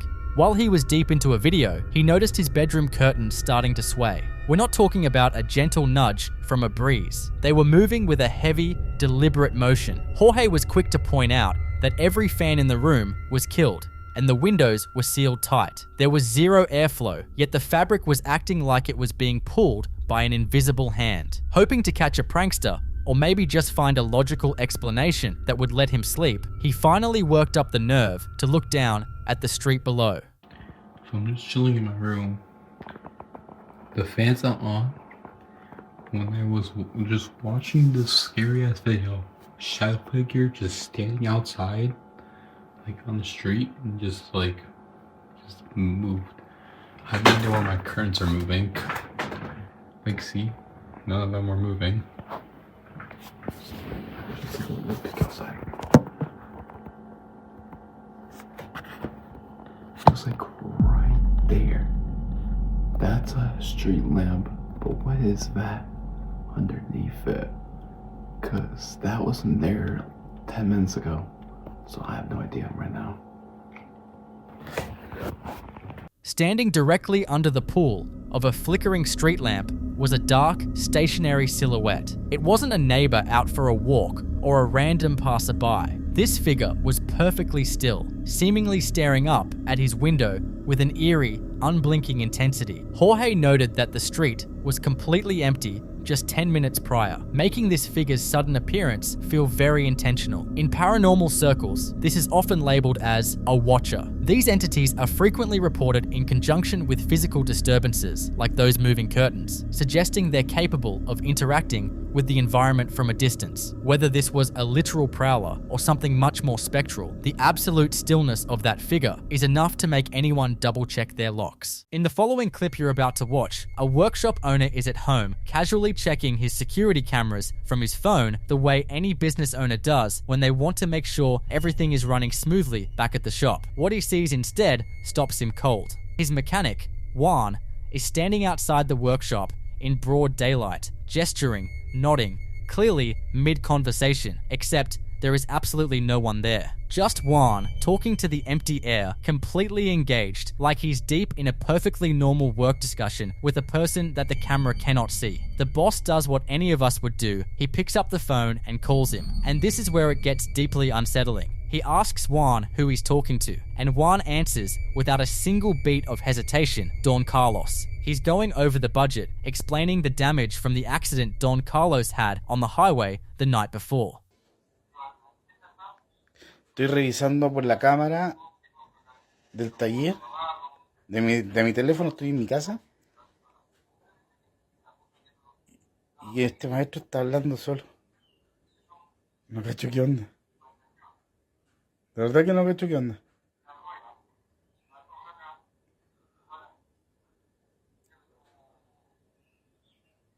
No, está hablando solo. Le voy a preguntar por cámara qué está haciendo. A ver, vamos a preguntar.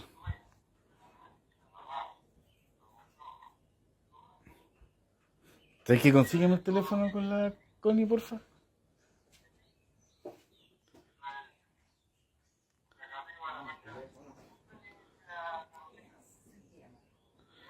Es que no me da, está hablando solo, mira, Connie. No sé si estoy loco o qué. Mira. O me está agarrando para el hueveo, o no cacho. Llámalo, weón. No sé si me está agarrando para el huevo o no sé qué anda, weón. ¿Pero con quién habla, weón?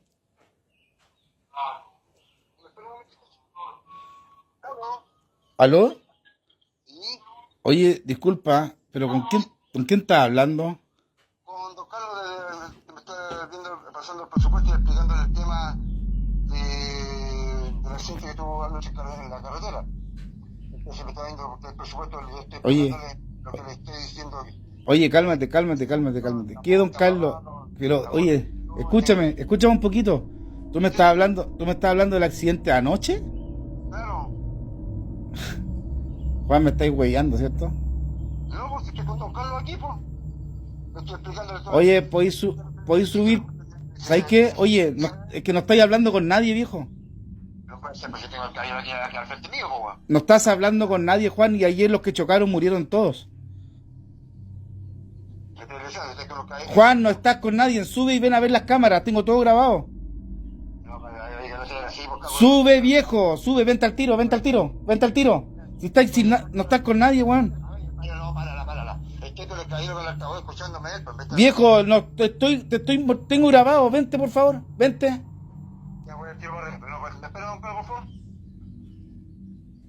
No, esta weá es... And then, the boss has to say the thing out loud that he's been dreading since he picked up the phone. He tells Juan that he isn't talking to anyone, that the space next to him is completely empty, that the cameras have the whole thing recorded, that there is no Don Carlos standing in front of him. And then he drops the part that makes your stomach fall out from under you. The people in that crash last night didn't make it. Every single one of them died. Juan doesn't believe him. He pushes back, insisting Don Carlos is right there, listening to him, standing close enough to touch. The boss is now yelling, frantically telling him to come inside and look at the footage himself, because what is happening on that screen in real time is something he cannot talk his way around. And the mechanic, slowly registering the genuine panic in his boss's voice, finally agrees to come up. In paranormal research, this type of encounter is referred to as a crisis apparition, a phenomenon where someone who has just died appears to a person they had unfinished business with, often completely unaware that they have passed. So what do you think? Was one given a rare and terrifying glimpse into the moments right after death? Or is there another explanation for the invisible presence standing in that workshop yard?